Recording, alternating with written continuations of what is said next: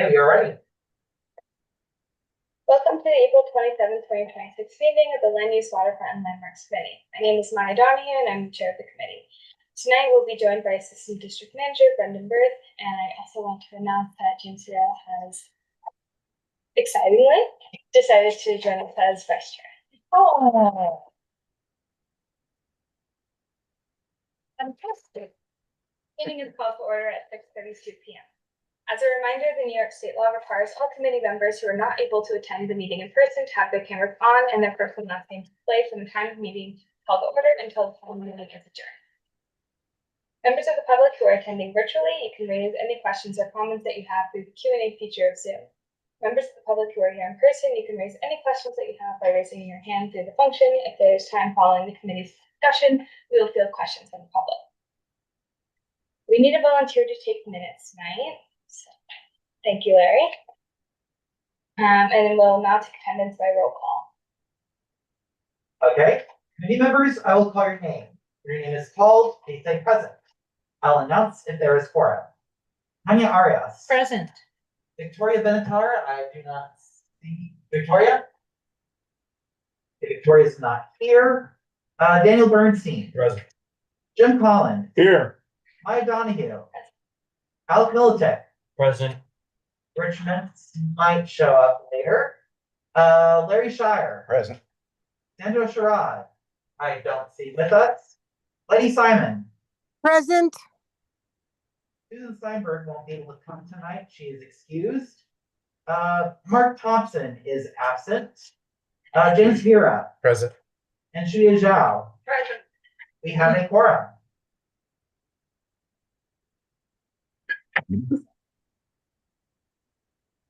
The agenda for tonight's meeting was distributed ahead of time by the board office and is reflected on the screen before you. If there's no objection, we'll adopt the agenda.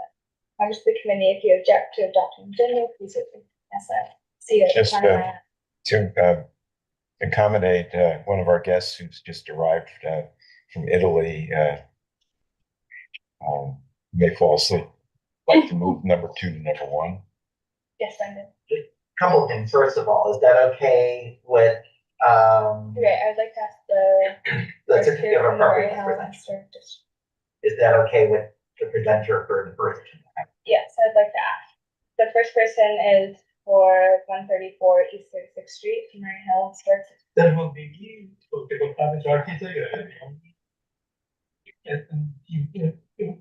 you would like us to be item number 2. If that's okay with you. Okay, then yes, that's fine to switch. And then the other thing is number 5 is a last minute addition. Yeah. Like literally today. So just wanted to flag that for you. Number 5 is last minute addition.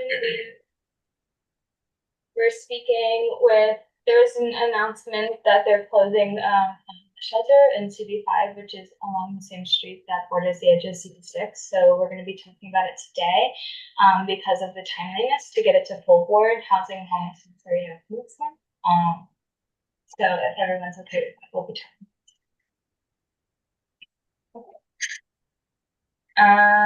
Great. So we'll start with number 2 then. The application by Minutes as well. Yes, it. Yeah. You did it. Okay. Seeing no objections, the agenda for tonight's meeting is adopted. The minutes from the March 23rd meeting were distributed ahead of time by the board office. Thank you, Daniel. If there is no objection, we'll adopt the minutes as drafted. Members of the committee, if you object, please raise your hand. Okay, seeing no objection, the minutes from the March 23rd meeting are adopted. They'll soon be available on the CB6 website. In order to conduct an efficient meeting, let's observe a few ground rules. No one may speak until granted the floor. Committee members who are here in person, if you have a question about committee business or wish to make a motion, please raise your hand and I will identify you so you can speak. Committee members unable to attend in person, if you have a question about committee business, you may raise your hand through Zoom and I will identify you so you can speak. All committee members, it is extremely important that only one person speak at a time so the members of the public watching at home can understand what is being said by each committee member. So it's helpful to me. The chat function for committee members present via Zoom should not be used for committee business or any questions about agenda topics. All such remarks should be made on the record by raising your hand through Zoom. Chat should only be used to alert us of any technical difficulties you are having or to state in writing information like an email address that was already stated aloud on the record during the meeting. And so with that, we'll start with formally number 2, application by the 48th Street Restaurant Associates LLC requesting zoning certifications for an open air cafe, design changes on existing plaza, privately owned public space, otherwise known as POPs, at 141 East 48th Street. If you'd like to come to the table. So I can speak Yeah. from here or? So Trevor has come for you. If you like, you can come join us at the table. Come join us and sit here. You can see the screen. Good evening, everybody. My name is Frank Angelino. I'm here on behalf of the Ever Restaurant, which is the owner of the condominium on the ground floor of 141 East 48th Street. That's a building that was built about 40 years ago with a condominium, residential condominium, about 32 floors, over 200 residential apartments. Ever was first opened in 26 years ago, 2000. And since that time has operated at that location. And what is the reason for the application is one of necessity. The Ava restaurant opens out up into an urban plaza, which is 40 feet by 70 feet deep. That urban plaza has leakage, and it sits on top of the garage of the residential condominium. So it's necessary for the condominium building to waterproof that garage on the top. And the only way you can properly do that is to demolish the entire plaza, existing plaza, which was built in the mid-80s along with the building, to the standards that were in place in the mid-80s then. Urban plazas first came in 1961, and they were very bare bones, just concrete. Since that time, the evolution of how a plaza is viewed and efforts to make them much more publicly accessible has been embodied in the zoning resolution, which has changed. And the new resolution, the recent regulations about 10 years ago, we would demolish the existing plaza, waterproof it, and build a new plaza with a new open air cafe, as will be described by the architect Ricardo Sarita, who's here and will make a presentation in detail. And he's joined by Arturo Cortez, who's the general manager of Avra, who can also address any questions you may have. The purpose of the application is to the City Planning Commission is twofold. We need a certification, non-ULURP matter, certification to do design changes to the plaza. We need their permission to demolish it and to build it according to the new standards. Secondly, we need their approval for an open air cafe. I believe your committee and your board has seen applications for open air cafes and plazas. They're generally 3-year certifications that must be renewed in 3 years. So those are the two applications that are before you. They were referred out to you, 45-day referral, your recommendations. And it goes back to city planning where they'll consider the application. So we think this, even though this was a chance necessity, we think it's an opportunity for a brand new plaza that is much more accessible to the public than the existing one was. The existing structure that was built in the 80s had several different levels, 3-inch high changes in level, which made it inaccessible to people with disabilities. The new plaza, as you will hear, will be totally accessible to people with disabilities. It also limited the seating area, and it also was a tripping hazard.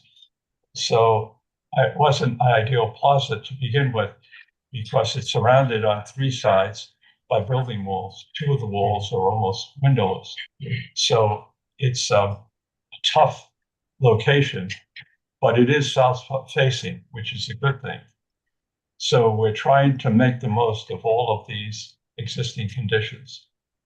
Both Ricardo Zarita, myself, I've been fortunate enough to work on a number of plazas in the Midtown area and other areas. And each one of them presents their own set of challenges. But the idea is to make them as accessible as possible for people, because that gives it the vitality, brings it into the pedestrian circulation around it, and makes it a successful plaza. The worst thing, have a dead plaza. So both the design changes and the open air cafe are designed to make them attractive to people and make them lively, so that it will not be a dead space. It will be a lively space. It will be a productive space, and it will fulfill the idea of what an urban plaza should be. It was sort of revolutionary in 1961. There were none of them around.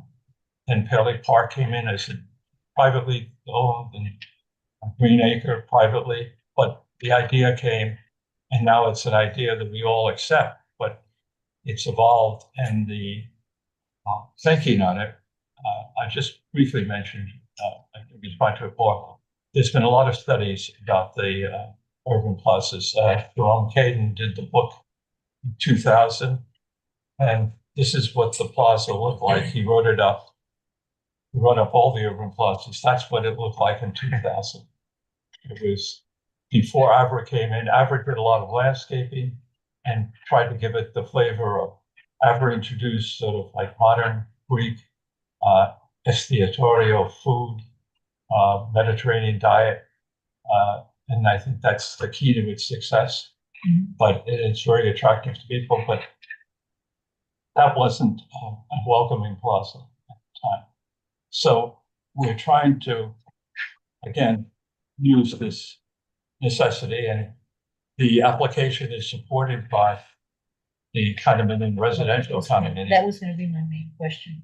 I'm sorry. That was gonna be my first Yeah, question. they are part of the Okay. application support. Mhm. And Avra condominium is also part of the residential, meets with the condominium, so that they have a close relationship. Avra will be doing most of the work. So Rick Sarita has much more pertinent information if you want. I'm available to answer any questions, as is Arturo Cortez. Yep. Very quick. Is Avra the owner of the 70 by 40 space or the entire plaza? No, the condominium owns the urban plaza. It's a POP. Right, it's Privately a owned POP. public space. Right, And it's on the zoning lot of the condominium. But Avra doesn't own the space. oh, because you were saying that you were going to do the work, I was just wondering. It's by agreement with the condominium, Okay. because Avra's right there, and Thank you. Thank you. Would you like to come up? like, you want to sit here? Is No. this easy? Actually, if you don't mind, let's stay. Okay, well, thank you very much for having us here. We're very excited about this project, and I think Frank agreed with. So I'll just go through the slides and sort of fill in some of the blanks and tell you a little bit about the challenges of the project and the design outcome, and then hopefully it will be bricks and mortar outcome, or without the bricks. So first page is just locates the project. It's a relatively modestly sized public plaza. pops.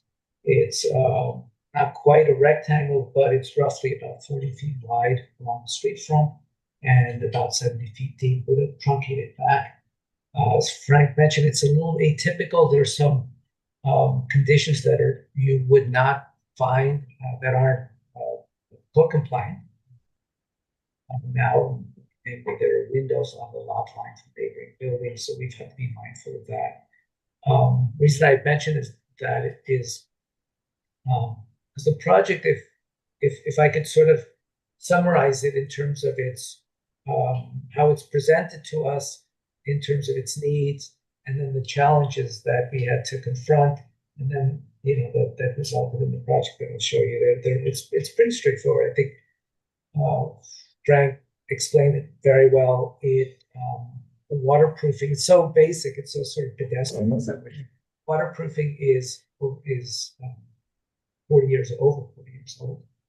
Well past its warranty and its life. Most waterproofing will only last 25, 30 years. And so therefore, there is an urgency, a need to replace the waterproofing. And there is no way to do it, as you imagine. You have to rip everything out. We saw that as not only maybe an unfortunate necessity, but an opportunity. As Frank mentioned, the plaza is outdated from an architect's point of view, in the sense that it doesn't meet current New York City code for accessibility. That's very important. It doesn't meet the ADA guidelines, which are federal guidelines, because those came after the design space itself. So the design itself is quite interesting for its time. It's mostly brick. It's on a sand cushion bed, quite atypical. You wouldn't necessarily find that today. So we're not quite doing that. It's quite dark, as I think we all of them. Let's go to the next slide.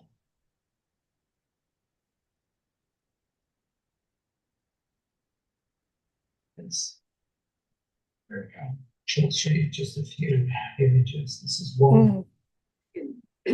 Looking north, taken from the sidewalk, you see most of the space. It's again, we know it's relatively narrow and small, and I think it's made a little bit more diminutive because of the large buildings that's around it. So Lexington is to the right, and Third Avenue. I'm sorry, the other way is to the left, and Third Avenue is to the right. But the entrance to Aubrey, you can see there. Is on the right, on the ground floor of the combination building. You can see a little bit towards the back, these steps, and a portion of the space itself is elevated with these relatively shallow steps. And there was a small ramp that was placed in the rear, but it doesn't comply with the code in many ways, and pretty much in every way. But there was some overture to having someone that wasn't fully ambulatory be able to reach that area. So of course, with the current regulations, our project has to meet them. We could have asked for waivers on any number of things, including obstructions, seating, planting, etc. And we have not. We have walked that tightrope and been able to, at least from a regulation point of view, check all the boxes, which I have to say was an enormous challenge for this space. So let's go to the next one. And again, these are just, you again, I think this group is familiar with the space. You can see the brick. There is some movement. You see it sort of spotted like that up the range because it is a permeable assembly, which has made things worse in many ways because it's allowed water to go down to the concrete slab. And if any of you go into the garage, you'll see small the concrete, sort of what you see in caves, those stalactites, from the seepage. And again, in the rear, in the back, you can see that, here, you can see that, elevated plaza. Again, it's not elevated very much, but it's not fully accessible to people in wheelchairs.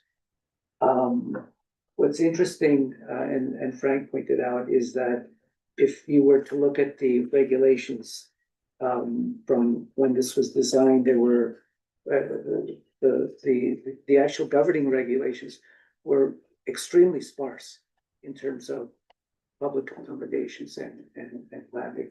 And so in some ways, this did attempt to become, to be designed as a relatively accessible place. And, you know, with these, planters that occur on two levels. The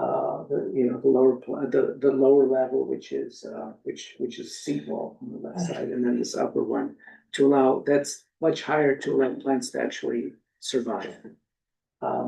Neither of these heights meets the current regulations again, because trees, city planning asks designers to provide a much deeper planting bed.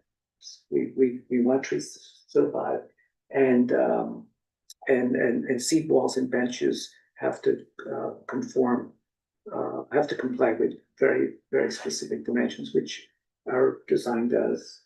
This predates that, so. Next, please. So this is the plan of the existing plaza, the 48th Street is at the lower edge. And you can see that this upper plaza takes up about a third of the full area. There's not much planting. That's only a very small area of planting. And what I have to say, though, to our benefit, is that allows us to use some of the existing drains to drain our much more, sort of expanded plaza planter area. So it's been interesting, sort of using the bones of the old design, which essentially will be eliminated, but knowing that in fact the origins of the space have to be used to in order to serve the new design. Avra is to the right. The entrance is towards the corner. There's I do want to point out, there's an expanded sidewalk, which is not part of the POPS application. That was done just as a setback for the building, and there is currently there are tables and chairs that are used for the restaurant, but again, that is not part of the public space. So you see that when you walk by and see photographs, so I just want to point that out. Let's go to the next one. So this is the proposal, and again, as I said, it's a little bit of a walking on a tightrope. So I'll talk about some of the amenities. Many of you know that in new POPs, there are a whole sort of laundry list of amenities, starting with the plaza design itself, the percentage of planter area, the types of plants, and trees. You're required to have trees, which for a small space like this that was not designed to have large trees was a challenge. The requirement is 4 trees, and obviously you need room to grow. We've complied with that. We've complied with the minimum, and we've exceeded the minimum area for planter area, which is about a third of the space itself. We also had a sort of challenging list of public seating that's required, and I'll talk a little bit about public seating, and then the sort of the accompanying, the associated cafe seating that is part of the application and that will be used for opera. And Frank could talk about, I'll let you talk about any regulations that are imposed on cafe seating, but getting back to public seating, we're required to have a certain amount of fixed, what's called fixed seating benches, both with and without backs. There are specific requirements for that. Most fixed seating, in this case, you can see a very long linear bench that runs along the planter wall on the east side of the plaza. We ended up, because we were very mindful of meeting and exceeding the requirements of city planning for current pops, for new pops, if they were to be designed from scratch, we ended up doing this very long continuous curving bench in order to be able to maximize the amount of fixed seating. So there's the requirement is 60 linear feet, excuse me, of seating with backs, benches, about half that amount for benches without backs, and then a very small number of what's it called, of chairs. And we have about 10, which is what is required in terms of movable seats. And again, for small plazas, the regulations I think reflect an acknowledgement that small plazas aren't necessarily like large plazas where you can have a large number or large areas for movable tables and chairs, as you'll see in much larger plazas in New York City, like One Pet Plaza, which Frank and I worked on. So it's a very different sort of space, and the regulations do recognize that these smaller plazas need to be more sort of won't be as active in terms of people coming and gathering and moving around. The space just doesn't allow. So Okay, do you think we can just, if you could highlight perhaps like the major changes and stuff, and we can look more at the diagrams, because I'm sure a lot of people have questions. Sure. Yeah, okay, well, we're taking everything out. Right. Where everything will, the actual plaza level now is on one level, so there no longer are these two levels. On the left side, in this sort of speckle, the lighter speckle, is a planter that will be 36 inches high, right? So this is about 28 inches, so it's about yay high, and it needs to be this high because it's the bare minimum to allow trees to grow. City planning regulations require that we go up to 3.5 feet, and so we're sloping these areas up to where you see the tree trunks. And again, there'll be a minimum of I think 6 inches in diameter. We'll comply with all of the city planning regulations. So that's what happens along here. We put our planter along the west side. This line here, this L shape that you see here, is a 15-foot high metal mesh green wall. Wow. And that will obviously provide a great character and enclosure to the space itself. The expectation is that vines will grow up, will be planted along this wall in the planter, and go and eventually grow up, go all the way up along the wall. That will take time. Many of you walking around New York City have sort of seen these green walls, and there are a few in Midtown. Rick, maybe it's good to go to the rendering so that Sure. it fills in. Okay, one last thing before we do, actually, there'll be a small planter in the middle with a tree, small specimen tree, a freestanding bench to activate the space, and then the cafe in the rear right corner, and that cafe will be will provide seating for the restaurant. And we'll have to comply with city planning rules in terms of who's able to sit there and when, and you have questions about that.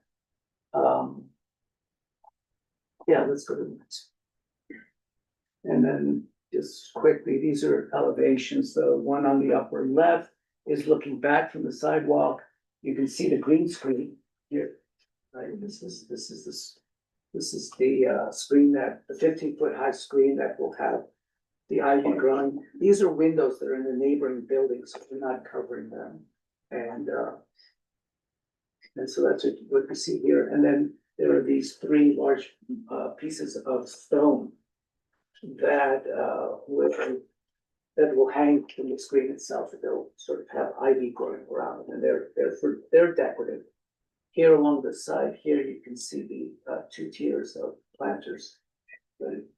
And then this is looking along the looking towards the west.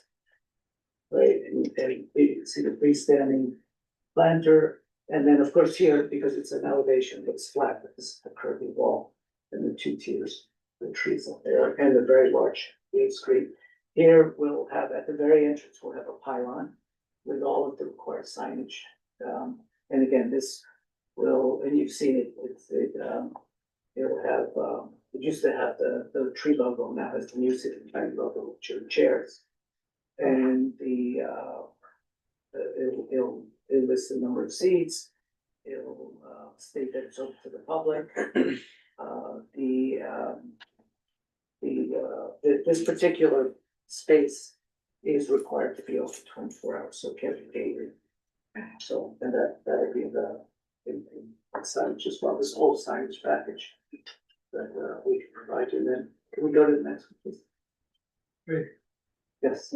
Yeah, so it's a Pops attached to this Avra restaurant or next to the Avra restaurant. And you're gonna have tables and chairs out in front of the plaza, right? Yes. If I go in with a brown bag tuna sandwich and sit down at one of your tables, what's gonna happen? What we provide, there'll be provisions in the plaza for people to eat. Yeah, well, what if I wanna eat at the table outside the restaurant? Well, the purpose of the plaza is to be welcoming to everybody.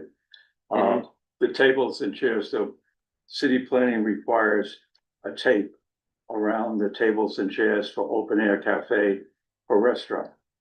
The reason they do that is the studies have shown over the years that what makes a plaza lively is people.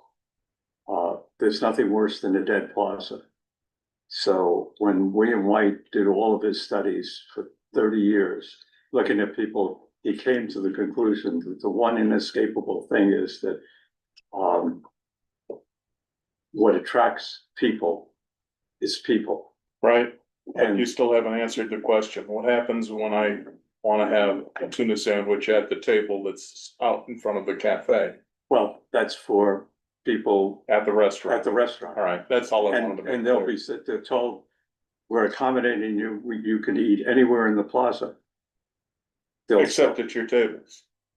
yes, Fine. I mean, that's the regulations. I just wanted to make that clear. Yeah. But I feel that it is very likely that if people see that this plaza is largely used by people eating in the restaurant, and people will think that this plaza is a very private space for the restaurant, and it really prevents people from using the benches, even though it is for the public. People just take it for granted that this space is for the restaurant, and then it is so close to those eating tables, and then they will just keep back. The restaurant is, the open air cafe is 40 feet deep. It's in the back. And it's meant to be adjacent to the restaurant. There will be no service areas. Everything will be serviced from the restaurant. A number of open air cafes have kiosks, have waiter services, which they are allowed to have. We're not going to have any of that. So it's going to be for eating. Everything in the front is, as you can see, maybe we could go Yeah, to the let's color go to the rendering. rendering, Let's go to the yeah. rendering. I think you're better. I mean, it's hard when you look at, Right, this is the plan, here's the cafe, this is the long linear bench, these are the 10 chairs with tables. So there are other tables. Yeah. yes, Okay, yeah, and movable chairs. yeah. Yeah, the cafe takes up 15% of the plaza area. these cafes are able to occupy as much as 20%. Right. According to regulations, so we're below that. And the city planning regulations require these 10 chairs, but they do not require tables, but we are including the tables. That's a great idea.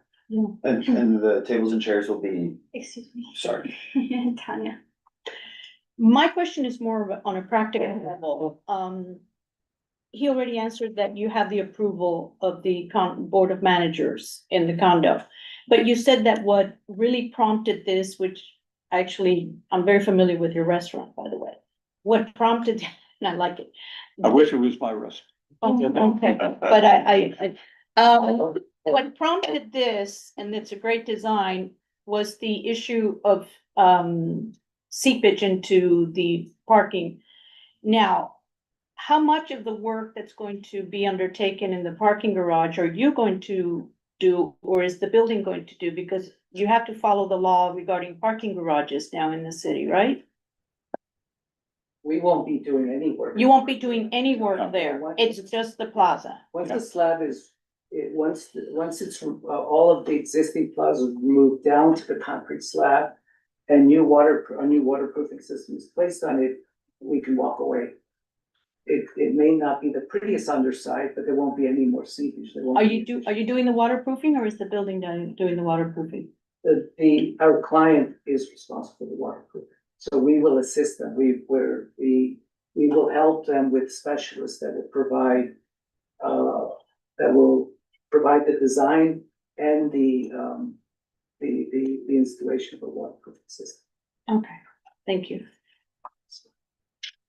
This colored rendering shows a little bit what we're trying to do, to lighten it. It's a little bit heavy and dark right now. And so we're providing this pattern with concrete pavers.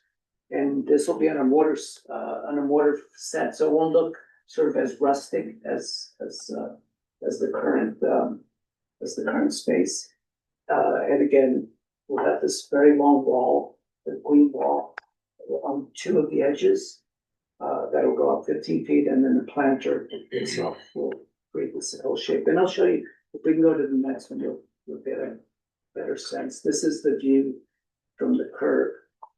You can see the green wall here, the wall in the back with the decorative stone that will. We think sort of suspending these very large pieces of stone will draw people in, because there's kind of a surreal artistic quality to that. And again, the bench that's quite large and you know, I think dramatic in the sense that you don't see benches that are 70 feet long, sort of going into the space will draw people in as well. Excellent. I have a question. I don't think I heard anything about the timeline for the project. We'd like to get started as soon as possible. Okay. Yeah, we're in terms, I'll give you a snapshot of where we are. We are completing construction documents. We do need to bring in the certain specialists For the waterproofing. for the waterproofing. They have not been retained yet, and so they're the critical path at this point. Right. Everything else, really, in terms of design, architecture, engineering, has been resolved. So when you close the plaza to do the construction to when you open it again and it's completed, how long do you think that's when? We think it'll be about a year. 1 year, okay. Yes. And I did have another question. Part of an initiative that we've been trying to undertake is to get Pops to have bathrooms. And I was wondering if the restaurant bathroom would be available for the public to use. I think Arturo should be the one who fix that. I mean, this, I would need to kind of hear a little bit more about this. We're not. Yeah. Now we have people who come in. So the plaza right now is used, even though it is a little bit structurally more restricted, it seems, I agree, it's not quite as welcoming as it could Sure. be. People use it. we, on a regular basis, people from around the neighborhood, they go there, they eat, they hang out, they catch the sun. That happens during the day. And often they'll come and ask to use the bathroom And you let them use Yeah. the bathroom, and you would continue that policy? yeah, Okay, that's what we were wondering, cause I see it's small to include a bathroom, but Yeah. it's great to have the restaurant be available for the bathroom and let them know that. we even sometimes see people that ate at our restaurant who Sit in the plaza and then come back. exactly sitting in the plaza, but not necessarily coming into the restaurant this time. You know, Okay, it's neighborhood.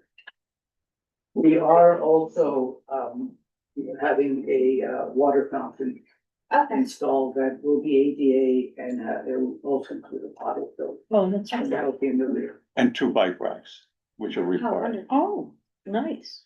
Did you? No, that was. Okay. Yeah. Yeah, I have, I think two, maybe more.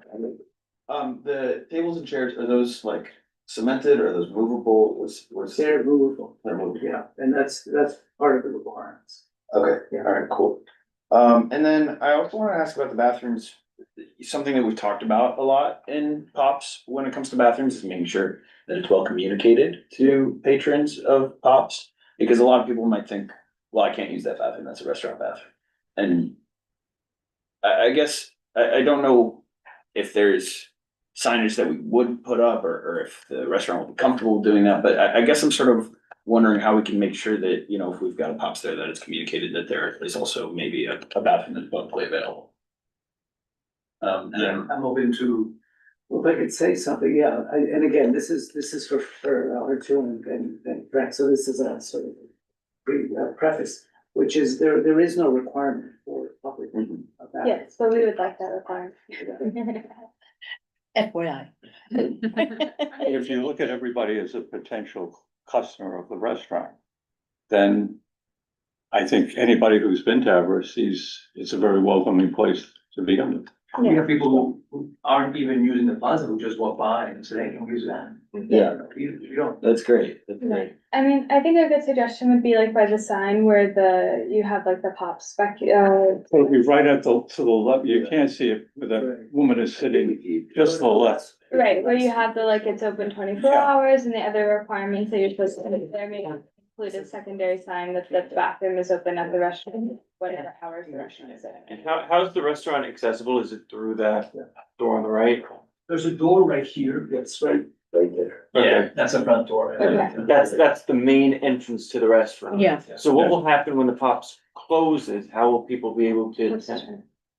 No, but when it closes for Oh, for construction, construction.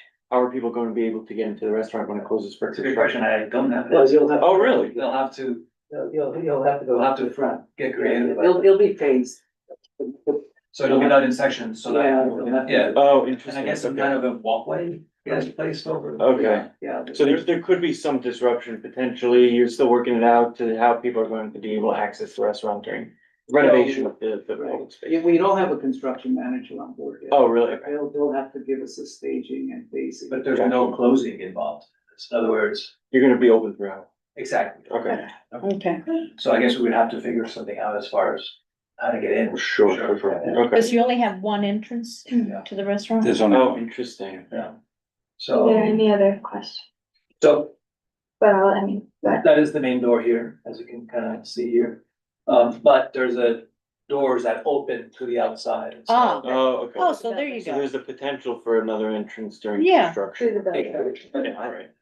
I think the building has plans to, take advantage of the fact that, this is gonna happen, to do some more waterproofing in some, in other areas. Mhm. And so that's where the phasing comes in, Sure. so that, I think eventually, it's not the work is not limited to only here. It's gonna also continue that's the side, Right, the right. other side. I understand. And so then we would have to phase it so that, there's always gonna be some kind of way to get in there. Mhm. Oh, interesting.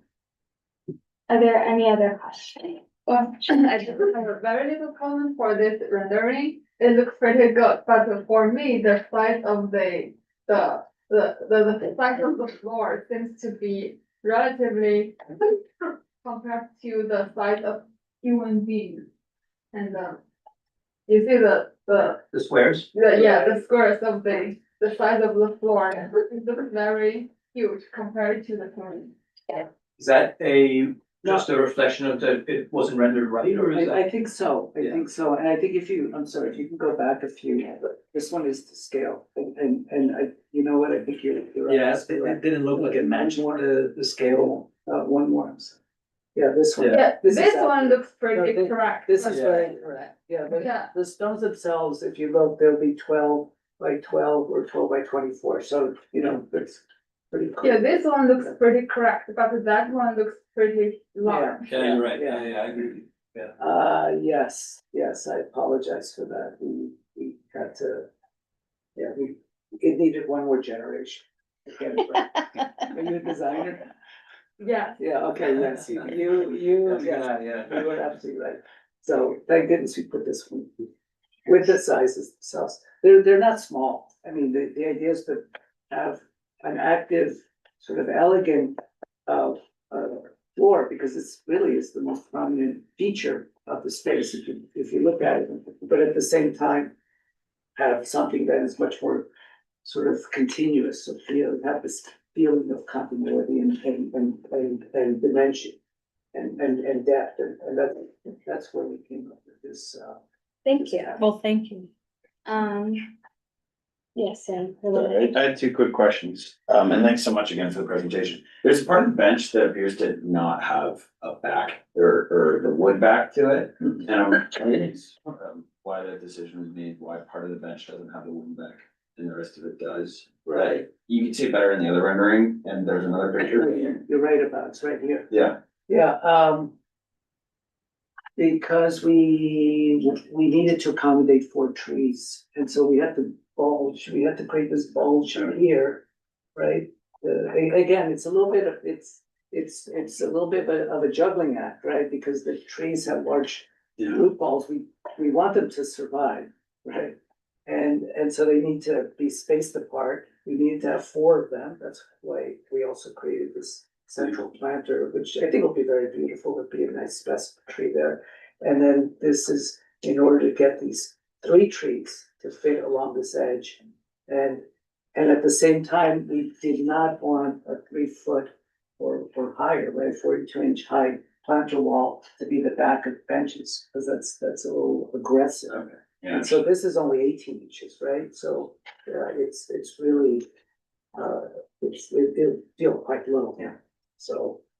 Thank you, and then also, I like, this bright green along the planter, is that gonna be grass, what's gonna be there? It's a series of different shrubs, perennials, And there are rules about like native plants or whatever else you said there were some rules about the types of plants that you have to use. no, the rules are about the amount of planter area and the number of trees, which we comply with. The rest is really, there are rules about which trees you can plant, right? Because of its invasive, because of insects. Yeah. In terms of the plantings themselves, the lower, the shrubs and the perennials, the focus on our part, working with our landscape architect, is to have plants that will survive in this environment with little sunlight. Pachysandra. We did have Pakistan. Yeah, Thank you. that'll work. Real quick, Yeah. can you show the original drawing and the way it's set up now? Go back to original. While he's going back to that, there's a couple of questions from the public. To answer them, will there be a sign for public area saying open to the public? There will be, and it'll have the required information of like its 24 hours and the other stuff related to that. And then somebody asked if a commercial entity is allowed to exist in a POPs like this, and the answer is yes. And that's part of the application that they're looking for with this open air cafe. And I think I will mention that this restaurant currently already exists in the POP, it's historic. Jim, what was your question? about Yeah, the that origin? was my question. When Just forward. the second one, I think it was, the existing. Forward, yeah. Brenda, Exists forward, right yeah, there. that's it. And how many tables and chairs do you have there now? There are 5 tables and 10 chairs.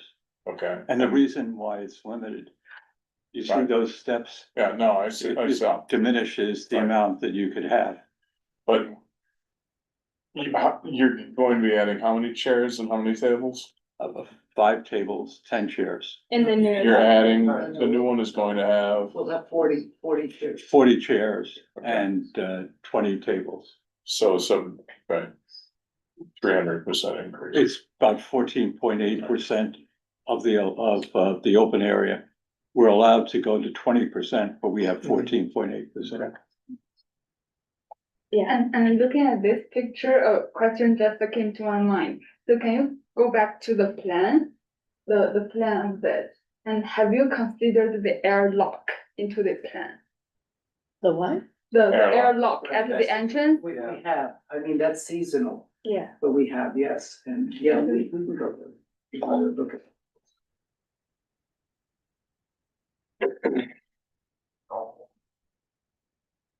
Yes, Yeah. the last slide. The last Go one, back. go back. Yeah. Yeah, this one.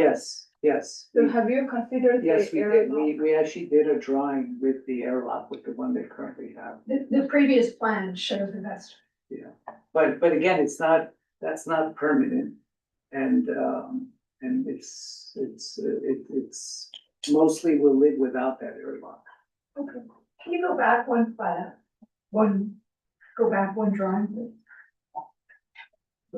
There was one that showed a vestibule, one of your plans. Oh, the vestibule itself, the existing vestibule Yeah. restaurant, yes, that isn't one of the plans, but. So you have a vestibule, but you also add something on the outside. Only as a, weather break in, cold No, weather months. Plus a vestibule. No, so I think I misunderstand. So. That's the way it looks. Yeah. And then when you add that, you called it, what did you call it? Airlock. Airlock. Then it extends the way that you saw that purple kind of thing, but then there's no other thing that stays out. But you don't have doors inside as well. Yes. You have double doors. Yes, But yes. you there also is a add something vestibule on the inside. outside. Yes, very small vestibule. It's, Oh, I see what you're saying. So Yeah. the reason for that is because the it's amount of rare. time that both stores are open, like, if it was further apart, I think you would have the first one naturally closed before you open the second. So during these renovations would be a great time. Prevent drafts. It's very shallow, so both doors, when you open one door, by the time it stays Right. open before you. And it's get- temporary, it's only used in the winter. So she's talking about Yeah. the actual inside of the building. Yeah. But, excellent, thank you for your presentation. To get a consensus on the committee moving forward with the open air cafe, application and also approving the design changes for the pumps after they finish the weathering. What are our feelings? No objection at all. Great, do we have I don't- somebody who'd like to write a resolution to that effect? Sure. Thank you, and then you can find the ones on the tracker for the open air cafe ones, I know we don't usually do those in this committee. The what? The open air cafe, you can find them in the tracker from the block, I believe. Okay. Thank you, Kate. Thank you. I have one more comment, if I may, please. Yeah, briefly, please. I'd like to thank the people from Murray Hill for graciously yielding the time to us to make our presentation. I hope it hasn't bothered them, but I appreciate your yielding the time. Thank you. Thanks. Thank you. Thank you for the, I look forward to seeing the new ones. good. Thank you. Good luck with the project. Good luck. Thanks a lot. Don't change your food though. Yes. Oh, it's so good. Sorry, I can't. So- remember. I The can't- committee should still vote, Yeah, just to agree for there to be a vote on resolution. the. We're gonna do a roll call? Do we- Because, I think we're gonna bring the resolution to the, oh no, we have the time limit. yes, we have 45 days, so it has to be before May is full forward. Thank you, Brenda. So we're going to vote. You could do a show of hands. Yes, a show of hands if we have any In favor? in favor. In favor. Yeah. Okay, There we go. that's unanimous. Unanimous. For the record. So for the record, for anyone watching at home, all 9 committee members are in favor. Thank you, Brendan. And Tanya will draft the rest. Yes. Alright. Yes. Moving along, the certificate of appropriateness application for renovating the roofs and facades of 134 East 36th Street and the Murray Hill Historic District Extension. Yeah. Yes, Come good, on, whatever you like. join us. Come at the table. Thank you. Okay, thank you. I'll be standing there. Exactly, it's more convenient. So I'll start with stating my name. I'm Wojtek Octavius. I'm an architect of. How do you spell your name? Wojtek.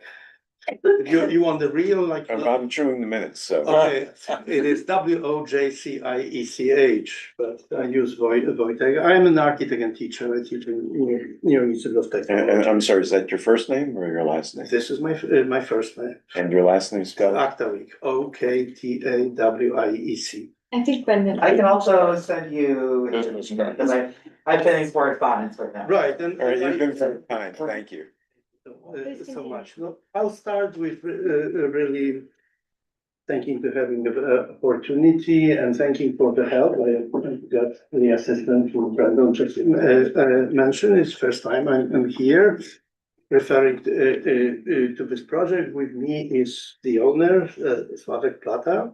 Very nice to meet you. Nice to Member of meet you. American Neighborhood Association. And there is my partner, John Karianis. So I'll start with this first slide. Of course, this is landmark district, so we filed the project to the landmark. We're working with the landmark preservationist Joe Urso and the deputy director Bernadette Artus. It's very exposed location. It is a corner building. It's in the Lexington and maybe not so like to the Park Avenue, but also exposed in the corner of Lexington Avenue and East 36th Street.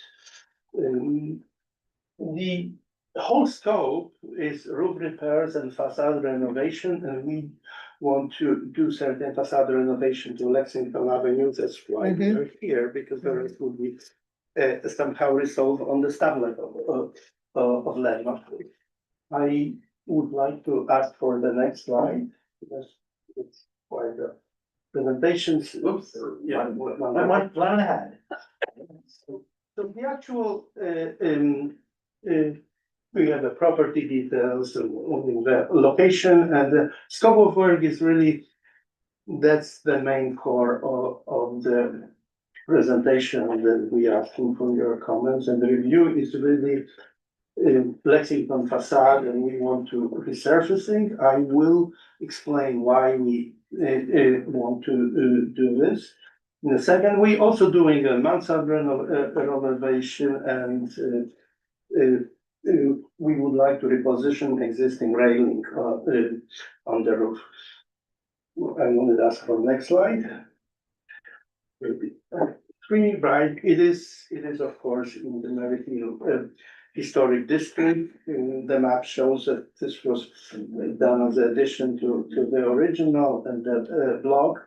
I will move to here. The building can be described as a second empire, kind of French style, because it has a mansard roof, which is not the only building in the entire district. There is on 38th Street, on 36th, this kind of architecture developed by the developer Tom Kilpatrick, but it is in original state, the building from 1864, so significant landmark. It was redone twice. In 1910, they did addition, and then in 1940. So the kind of material details contribute to special architectural historic character of this beautiful district. I would like to ask for the next slide. So of course, I did the historic study research in municipal archive. We have the photos how we look in 1940, 1980, and then we have existing conditions from 2026, and also work with landmark. They show and send me the photos, which is next slide, please. The actual designation in 2004 when they were extending Mary Hill district. Right now, the facade from East 36th Street is a brownstone, and the facade from the Lexington Avenue is covered brick. The owner who is here bought this house recently in the end of 2024, and to his estimate, it was some kind of surprise or astonished 3 weeks after buying this property. Suddenly, building department appeared in the brand new house, saying that there is emergency. Here the facade could collapse and on. So it was kind of lemon, I would say. He didn't contribute it to this. And we have a forensic unit from the building department. I would like to ask for the next slide. Right, so it shows again existing conditions, and probably you've noticed those stars here. Yeah. Yes. Yeah. That's the story, what I'm telling, that the forensic unit came and threatened that he just purchased, vacate this building if we not immediately start some kind of, I would say, stabilizing this facade. And I at the moment as a consultant, but I was not the main person to do this. It was really structural engineer on the work, but I did my diligence. It did happen that previous owner replaced existing wooden beams in the house with the steel beams. Wooden beams were tying to the masonry, but they removed all the tying. I'm talking about the years 2014, 2016, maybe owner knew it, so that's why the building department appeared. And we have to deal immediately with the scaffold, protect the public. And if you let me interject, we basically had 48 hours to put the scaffold in You were place. deemed unsafe. Correct. Yeah, I know. And then the next thing they told us is basically, okay, let's open the walls and see how the beams are connected to the building. Turned out that they were not connected to the building. Lovely.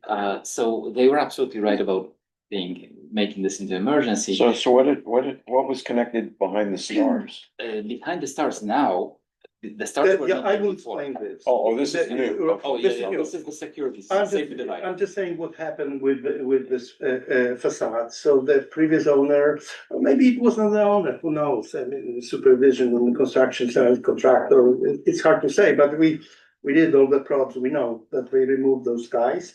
So the wall was not tied to this diaphragm of the floors, and we had it immediately to do it. And we had the engineer, of course, hired who as emergency filed this to the landmark. And we work closely with. They were monitoring us every week. We have to do the vertical, horizontal monitoring, laser monitoring, because there was a public safety. So were there people? Oh, okay.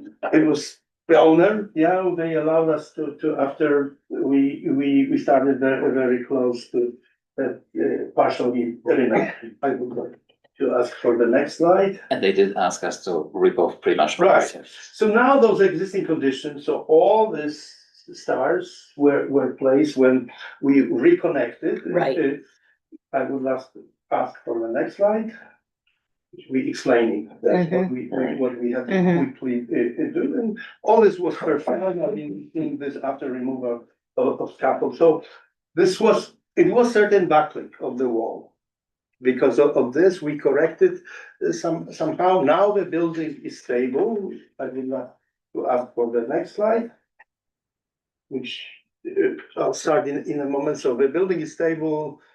Building department few times checked. So we stabilize everything and it's corrected, but we think that we need to do the second phase really regarding this facade because it still has a cracks. A certain damage was done and over the years, and owner agreed that he would do the renovation going.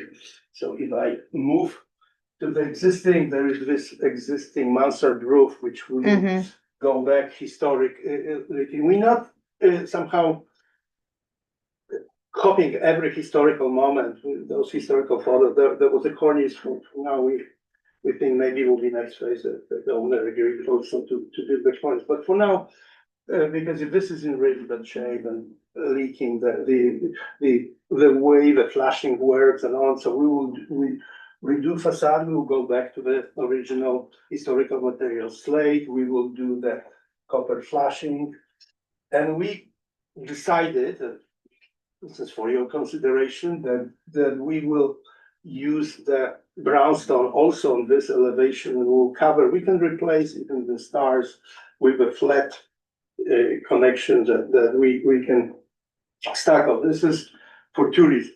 First reason is that additionally to stabilize the building and waterproof. And on the other hand, we think it's not such a bad solution in the corner property to bring some kind of, there is a precedence of the next street on the east, 37th Street that both facades and Lexington is significant through have the same importance. We will redo, of course, the surrounding through the windows, and we will reposition the existing railing on the roof. I would like. Be careful. Okay, did I disconnected something? Only my charger. Oh, it's just charger, okay. Yeah. I have to be very careful, sorry for this. So I would love to go to the next slide because we're trying to be precise and logical. So if this shows the positions of the actual railing, which we studied with the mock-ups, and I provided all the photos to the landmark. We said that if we offset this 2 feet, it's not such a bad visual impact. I have a side lights also showing this. I ask for the next slide. Right, and redoing the facade with the historic blend. The next slide, please. And then existing condition. What is important are those existing historical lines which we carry to the new this new elevation. And the next slide, which is a proposed elevation, which is seeing the is carrying, and then I would like I mean we're not changing anything to this facade to a significant historic feature. We just a little bit dressing up the surroundings, taking the cues from the from facade. Just a moment, just realized that people at home are not seeing the slides. Apologies to those at home. Online? Yeah. But No, I was able to see them as well, so thank you. So let's go to the next slide. Oops. Proposal elevation, it should be really just two more. Then, yeah, the sidelines and really seeing the impact, how it goes to this railing. This is all as per the landmark guidelines. And then the presentation ends up again with this view, which next slide. Let's switch to next. Right, with the existing and proposed. I have an appendix, but the appendix is really technical. If you maybe let's go through this because there was a question about how we retie this facade. So that's a corner view. The next should be appendix. Yes, the next slide, please. Right, so all this monitoring is shown here how during this really dangerous period we have to look at this. Next slide, please. And that's exactly retying those existing with the ties to the sea. The landmark advised us to use those stars, but if we do the stucco, then probably they will be hidden, so we don't need to expose this. we could replace them, and building was safe, which good. It was a question, never was question really of collapsing. We have like two structural engineers looking at this, but in the moment it was complaint was made to the building department, it had to be done this way. Next slide, please.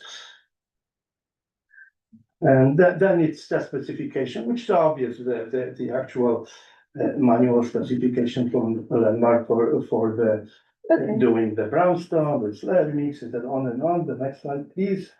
I'm just going through the right, because we also will do renovation to the roof, replace the roofs. There is a bulkhead there, but this couldn't be done on even on staff level. So it's really the move we're doing with the facade and the railing, which is in the core of the hearing. Next slide, please. I think it's just a thing. So that's all.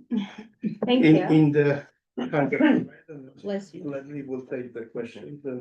Tanya. Oh my God, I do feel your pain doubly because I bought a brownstone from a buildings inspector and the month I moved in, the entire waste pipe collapsed. So that was fun. And the second I've been through, as president of my board in a landmark district, I've been through two FISP cycles with landmarks. So I'm very curious to know the original facade on the east side of the building is brick. Yes. Yes. So that's what historically had been there. Yes. Right, I mean, From the beginning. from the beginning, and Landmarks has already approved your stars It was approved as an emergency. as an emergency measure. Right. Connecting the top. Yeah, no, that I understand. What When they learn that we putting the anchors, they say, use those stuff. Yeah, I know how they are. I mean, they can even tell you what color your stone is, but are you sure that they're going to allow you to brownstone that eastern No, facade? not true. Okay. In this moment, Because- would you please put the Slurry. photo? like- No, I know what they're doing. I read the whole report. I really enjoyed it, actually. And this seems to be the only way to really It should be secure done, those that- old bricks that are Oh, there. up, I'm sorry. Keep going. All right, but no, Brandon. I'd like you to speak a little more to that. Sure. Yeah, because I know how, Yeah. I know how to deal with landmarks and I know that they get very specific about how they want that. Now, obviously, the building next to you didn't go through landmarks because Yeah, they totally. this completely obliterated any Right. It was historical. like, there was. I mean, how they got away with that, I There don't was know. 3 buildings, which were almost the same. Yeah. Done before landmark. The same. This is an extension to the Murray Hill district, so it would have probably been before the extension. Yeah. Yeah, Yes. Yes. yeah. Larry, did you have a question? No, I was asking, following up on what Tanya was asking about, and wanted to dig a little bit deeper into the use of the slurry to go on top of the brick. And you were explaining that this was intended to produce an additional stabilization. So if you want to continue. And preservation of the existing brick, because this is old historic brick. Unfortunately, over the time, it is slowly falling apart and you can actually see that. And even though we were able to stabilize the wall, the material of the wall, the mortar is pretty much Yeah. So I sand have by a now. question. Now, is there a possibility that they would ask you to Larry. put the bricks, new bricks that resemble the original ones? That would mean almost reconstructing the building. No, I can describe it because I have a numerous Zooms with Landmark and I'm working, I say, with the people director Bernadette Artus and we going with this solution. Yes, there are certain comments regarding the hierarchy in the corner. I, from the architect point of view, maybe educated this or not the other way.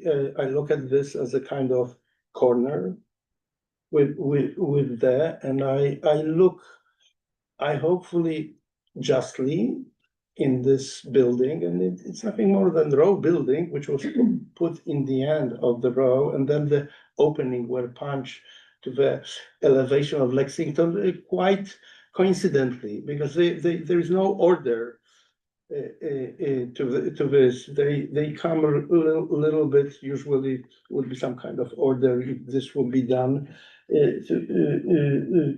So I Somehow, it's not that I am depreciating this, no, because it's a historical facade. In our opinion, in beginning of this process, we think that it could be the contribution to making this uniformity. Somebody must say no, because it's a way, but that's what we're asking to review and comment. Right, so I had a question. You said earlier that you could change out the stars to be like more flat and meshing with the facade. If we cover them, because could we cover them. we don't want Yes, to with to this. be too So you thick. couldn't visibly see the stars. Right. And my other question is, if you did brownstone the Lexington side, the brick is still there, so how are you Yeah. solving the brick deteriorating?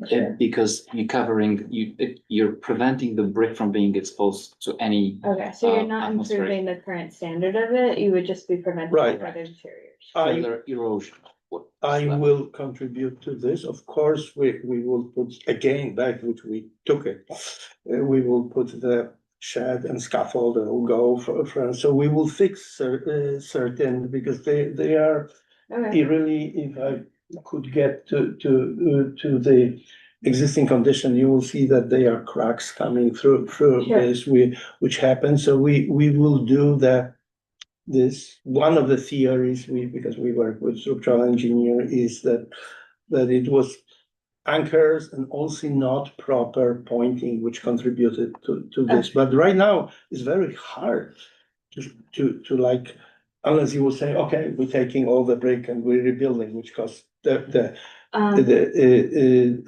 fortune. So this is kind of solution middle of the road, I would say. I had a question. As the building owner, are you opposed to the brick stain because it is what has historically been there? Or you're just like, it's, if possible, the brownstoning would be nice? What happens is, when I purchased the building, I was not planning on doing anything with Right, this right, wall. I remember you saying. This would be probably my last idea to test this wall. But because the OB came and told us this is an emergency, we had to rip off all the ceilings, reconnect the beams, existing beams, to the exterior of the wall. It was a huge project. It took a lot of time, and then recover everything. It's a nightmare. It was just a nightmare, short of nightmare. But to be very transparent, when we did all of this, those stars do not look beautiful. They are what they approved. We were looking for them everywhere. We found them, bought them, installed them, but they look, quite frankly, ugly. Since we are looking at this wall so closely right now, and we know how weak this wall is and how much weaker it will become over the time, there are only two ways to deal with this in the long run: either replacing the whole wall, which is enormous in cost and work, and this would be a nightmare. They didn't ask for this, thankfully. But in order to prevent further degradation of this wall and eliminate any kind of rain or acidity or anything coming from the salt, even from getting to this brick, we can shield it with a very nice brownstone, which would actually match the front of the building. Right. Which in turn would make the area look much nicer from just a brick that is unfortunately very old. Right, okay. Letty, I saw that you had your hand raised. Did you still have a question? No, that was a mistake. Good to know. Shreya? So from the aesthetics point of view, I personally think the right picture looks better than the left one. And I agree with you that this is a good improvement to the historic building. And I know that the LPC standard is always to replace the existing with the bricks of the same color, texture, and size. So I am not very sure, because I've never met this situation, and I am not very sure if the LPC will agree with this proposal, but hopefully I want to give you very big wishes. Thanks, thanks. Yeah, Well, you maybe- bet. go ahead, I'm sorry. Were your questions more about the actual process? Because I'd Yeah. like to, okay. Yeah, Which one? do you know, I also wish you good luck. And I really wouldn't have any issue with the brownstoning. But in my experience, I will tell you that, we even rebuilt a bulkhead with the exact same bricks that we had taken off. Literally, we took them off to fix a beam and put them back in, and LPC is holding our approval on louvers because Do you have we a did- question? Sorry. yeah, my question is, you might end up, and are you prepared? Because you might end up having to rebuild that whole brick wall. Thankfully, this is not the recommendation. It's really us being proactive for going forward. I don't want the situation to get worse in the next 10, 20 years. Right. That's why we are doing this. The So we're wall not is going to do stabilized. it unless that you get the approval. Correct. Right. Correct. So I think Yeah, no, it's just, So we did exactly what DOB asked us to do, to stabilize the wall, because otherwise no one wants to die inside. I mean, this would be Right. not Larry, you have a optimal. question? No, it's more along continuing the discussion in lieu of replacing all of the bricks.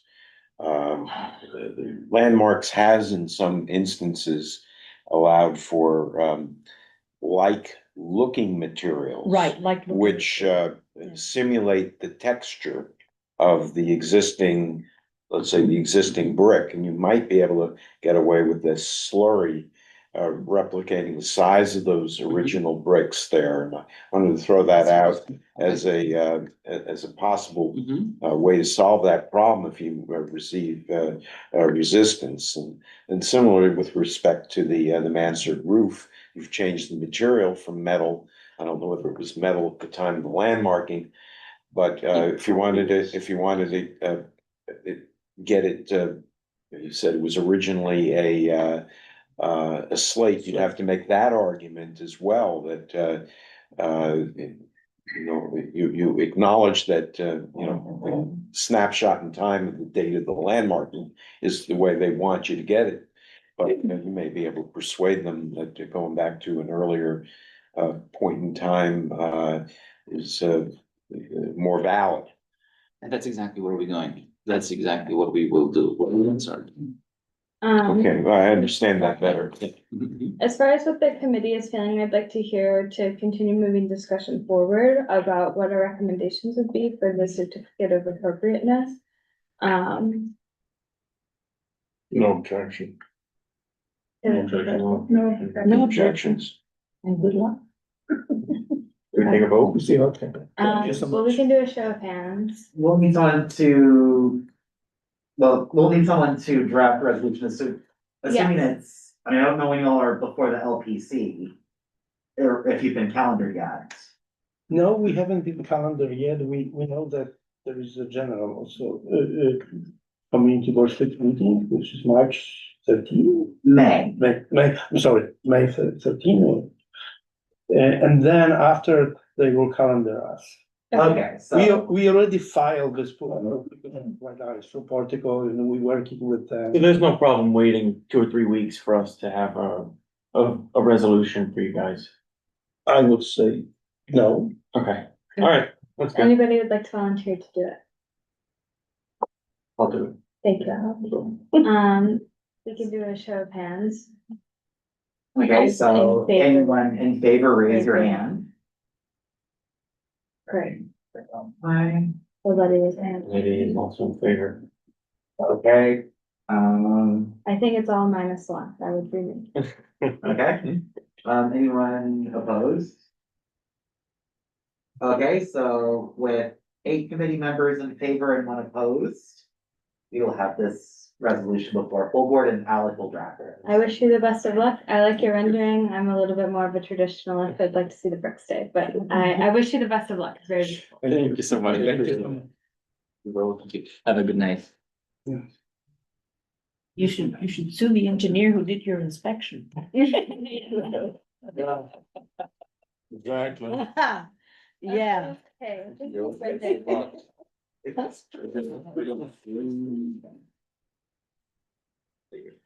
So next we will have Shuya do her presentation on New York City's landmarking process, our very own. She's it's part of as landmarks is now with our committee to help us have a little bit of a broader background as we clearly are seeing a lot of these come through. I asked for a little bit of brevity, as this has been quite the fun meeting and we still have a lot of stuff to do. But Yeah. take it away. Yeah, thank you. I'd like to thank both Maya and Sandy for their help and support because we had the preliminary discussion on this. And before the presentation, I'd like to introduce briefly about myself since I'm new to this board. And my name is Shuya, and my background is mainly in architecture and historic preservation. I graduated from the historic preservation program at Columbia University in 2023.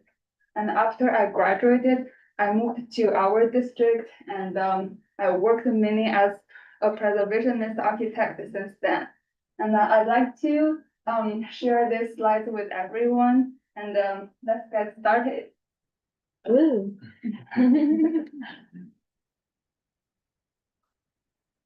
In New York City, we deal with two main systems of landmarks, the city landmarks and the national and state registers. City landmarks include individual landmarks, historic district, interior, and scenic landmarks, which are managed by the LPC. And in New York City, we have around 1,000 national registered and state registers listings, and these two are actually the same in New York, and they are managed by New York State Parks, Recreation, and Historic Preservation. While most national registers and state registers properties are also New York City landmarks, that is not necessarily always the case. And from the legal perspective, the main difference is that if a property is only on the national and the state registers list, the state government doesn't prevent demolition. That government funding is involved. However, New York City's landmarks are strictly regulated by the LPC. And we will talk more about the financial perspectives in the next slide. And I want to mention that in the US, actually it is common to put historic preservation within the planning department. New York City's independent LPC is actually an exception, and it was because of the demolition of the old Penn Station in 1963. But in cities like Los Angeles, San Francisco, and Chicago, preservation offices are part of the planning department. And this idea is that preservation is a type of land use. So keeping it within planning helps avoid a disconnect between preservation and development, and also makes the administration process simpler. And this background just provides the rationale to have land use and landmarks in one committee in our community board. And next slide, please. And this slide shows the main financial resources available for historic properties in New York City. The funding resources are available to both New York City landmarks and the national and state registers properties. And the owners can apply for grants from LPC and the New York Landmarks Conservancy, which offer programs like general preservation grants, emergency funding, and technical assistance. And however, only properties on the national and state registers are eligible for tax incentives through New York State, including homeowner rehabilitation credits and commercial tax credits. Next slide. And this data is the number of landmarks in CB6 compared to Manhattan and New York City. For example, the first column is the individual landmarks, and the first three rows are the number of individual landmarks in the whole New York City, Manhattan Borough, and the CB6. And the last two rows are the fraction of CB6 7% of Manhattan and 4% of New York City. And other columns are the same statistics for different types of landmarks. Specifically, in the third column, the number of buildings in historic districts is extremely low in CB6. Next slide. And this slide shows the comparison to between CB6 and the adjacent community districts. And our district has just very few landmarks compared to others. And I want to clarify that I'm not saying that the more landmarks, the better it is. Actually, I personally think New York City is over landmarking. And in the modern context, how heritage can help resist climate change and improve urban resilience, and how heritage can be adaptively reused to meet modern needs are more important than designation quantity. But this is just another topic and we can discuss it later. Next slide. And this slide shows why we are having the presentation. The HDC and the Rose Hill Cape Bay Coalition submitted request for evaluation to the LPC, identifying several potential buildings in our district. As this map shows, this specific area currently has no existing landmarks, and the HDC wants to hear our voices on the potential designation. Next slide. And this slide shows the landmark designation process. And right now we are at the very first step, request for evaluation from the public. In this stage, anyone can nominate a landmark designation to LPC, including individuals, organizations, elected officials, and even the LPC itself, as long as you fill out the request for evaluation form. And this is the best time.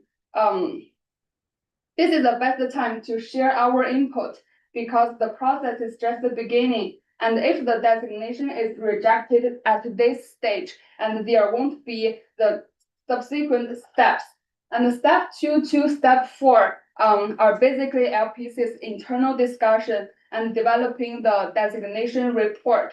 And step 5 is public hearing. And even though we can also voice in this step, but at this step, the LPC has already conducted extensive research and formulated a strong opinion, and it is much harder to influence.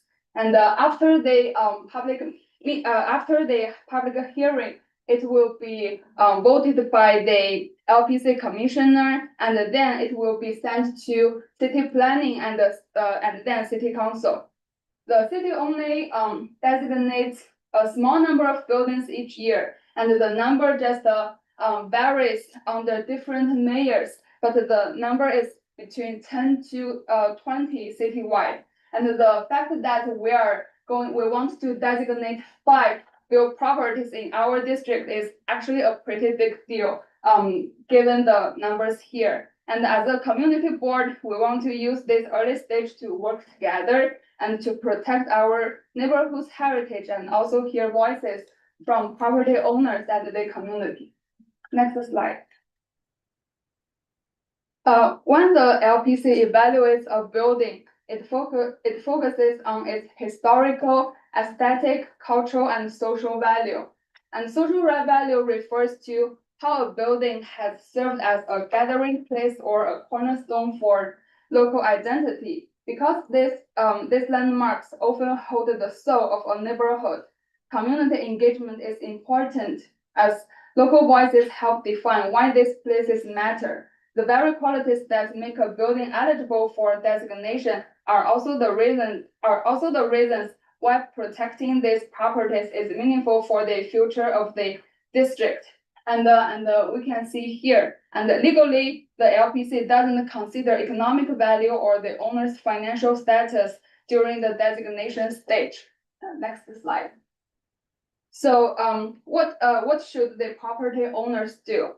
If a property is designated and later faces severe financial challenges, the owner may submit a hardship application to seek relief or withdrawal of landmark restrictions. But this process is legally demanding and extremely rare. with only about 16 successful cases reported as of 2023. And for nonprofit owners, the application must satisfy a strict 4-part test.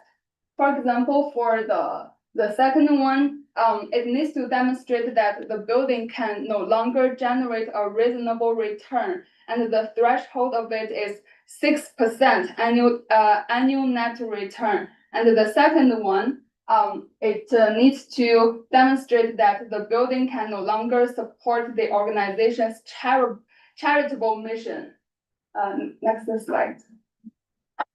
So we know that to become a landmark, owners' biggest concerns are usually the loss of development potential and the maintenance costs. However, landmark status can also create special financial opportunities that standard buildings don't have.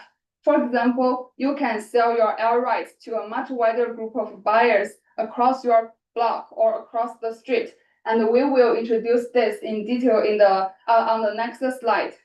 And you may also gain access to tax incentives and landmark grants that help cover repair costs, which we have discussed at the very beginning. And I have pulled a more detailed summary of this in docs, and we can share it later. Next slide. And this slide is for transferable development right. And under the new City of Yes rules, landmark properties can sell TDR with a much larger receiver radius. This means that you can sell to anyone on your block or across the street, which makes your TDR easier to sell and potentially more valuable. And by contrast, for a typical property, TDR transfers are much more restricted and can only be sold to an adjacent lot. And on the right side of the slide, you can find your development right transfer history from Acre's property record. And you can also identify your available TDR using resources such as the Municipal Art Facilities available air rights website and the Property Shark. And historically, landmarks such as St. Patrick's Cathedral and the Grand Central Terminal have sold millions of dollars in air rights, which is a huge amount of money for their maintenance. Next slide. So as a community board, we hope to alleviate owners' concerns and provide support. We can recommend that property owners contact qualified professionals to address issues in 3 ways. First, through condition assessment. Professionals can evaluate building conditions and DOB records to demonstrate that a property is unlikely to face major repair costs in the future. And second, they can help unlock financial potential. Under the City of Yes rules, professionals can help you sell your air rights to a much wider group of buyers. And third, they can help provide regulatory navigation by clarifying that landmark designation typically applies only to the exterior, and you have the full flexibility to modernize the interior. And in addition, they can recommend expedited LPC permitting and connect owners with expert networks such as the HDC or New York Landmarks Conservancy. Next slide.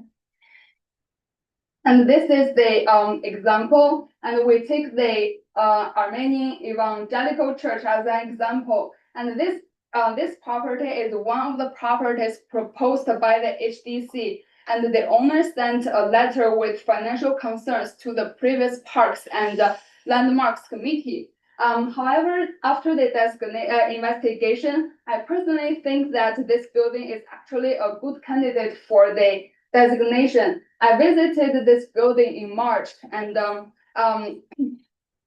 facade of it is mainly made of limestone, and it is in a pretty good condition with very little patching work on the columns. And according to the DOB Now public portal, the church hasn't had any facade repair work during the last decade, and a 1 million roof replacement work was just filed in 2026 January, which means that after they replace the roof, it's likely that they won't need to repair the building for a long time. The simple materials, the good facade conditions, and the current roof replacement work largely decrease the potential cost for the church after being designated as a landmark. And also from the APRIS record, the church has sold all its development rights to the adjacent building, reserving 400 square feet for future potential use. And this money was used to create an endowment and fund a renovation completed in 1988, which explains the current good condition of this building. And the next slide. With all this background, we come to the most important slide. We proposed the process for how CB6 will evaluate and advocate for potential landmark designations.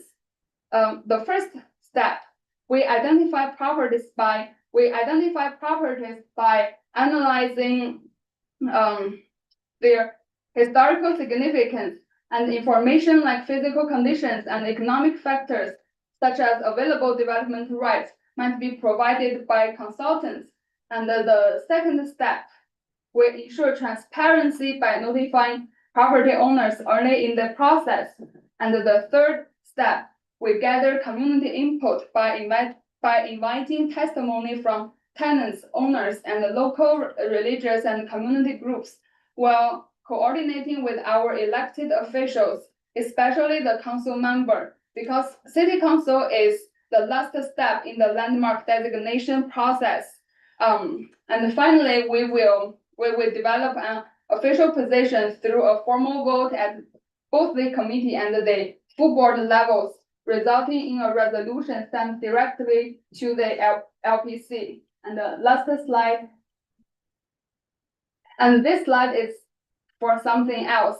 And besides advocating for landmark designations, a major part of the community board's work on landmarks involves reviewing applications for a certificate of appropriateness, and which we just discussed in today's meeting and during last month's meeting.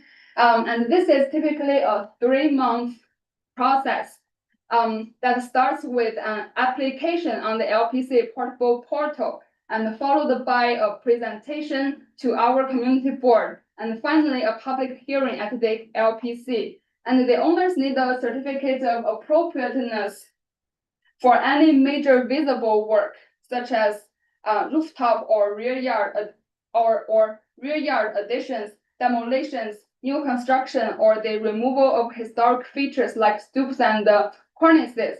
And you don't need a certificate of appropriateness when you just have an in-kind repairs, which means that you fix something using the exact same materials, or for minor works on the back of your building that is not visible from the street.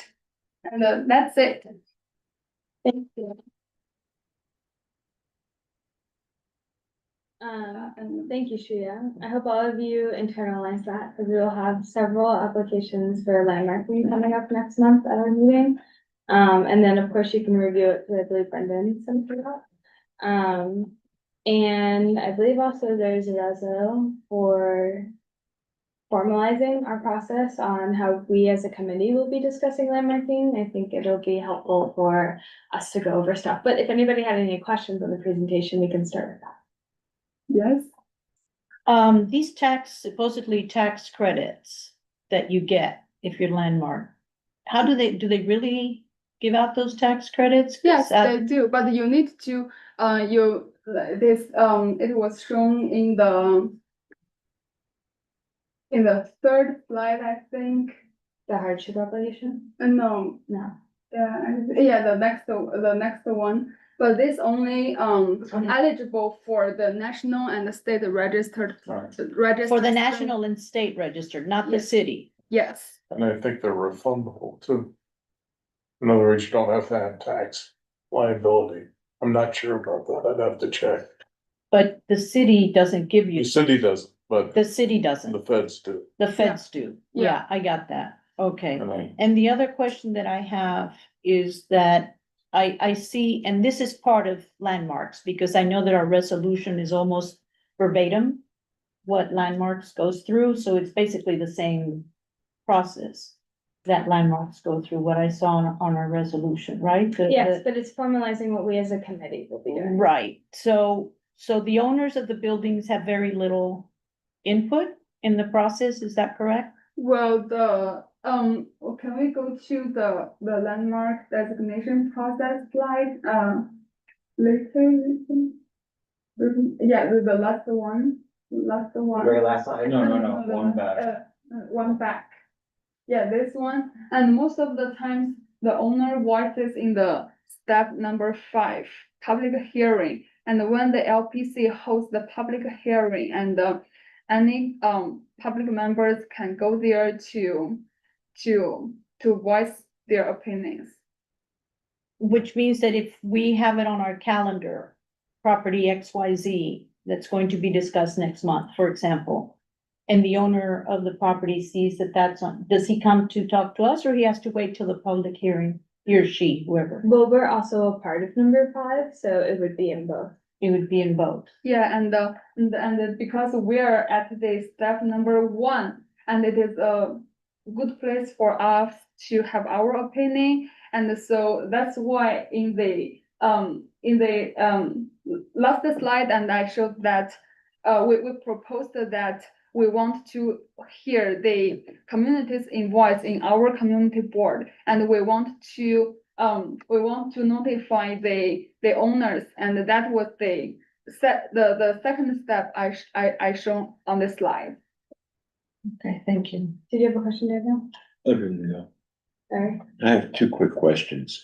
The first one is, our community board's input is it only with the city designated landmarks?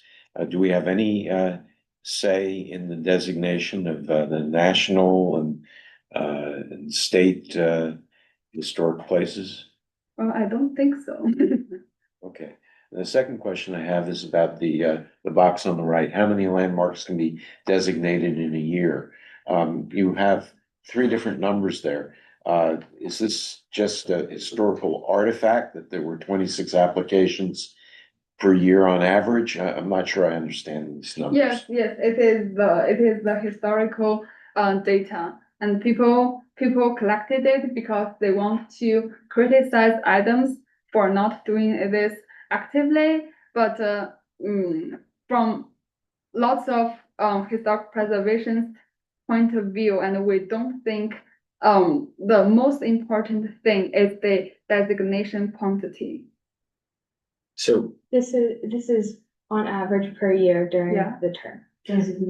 Yeah. So it doesn't necessarily show what the maximum amount that there could be this year would be. No, there's no maximum. If you look And- historically, like other mayors in Yeah. like the 20th century were doing 200 or something. Oh, It wow, could be that's a lot. anything. And do There, you, there are no quotas yeah, per and- se. This looks to me the number that might have gotten designated in those, under those mayoralties. Yeah, that's what we're learning. Yeah. And- Yeah, it's not a quota.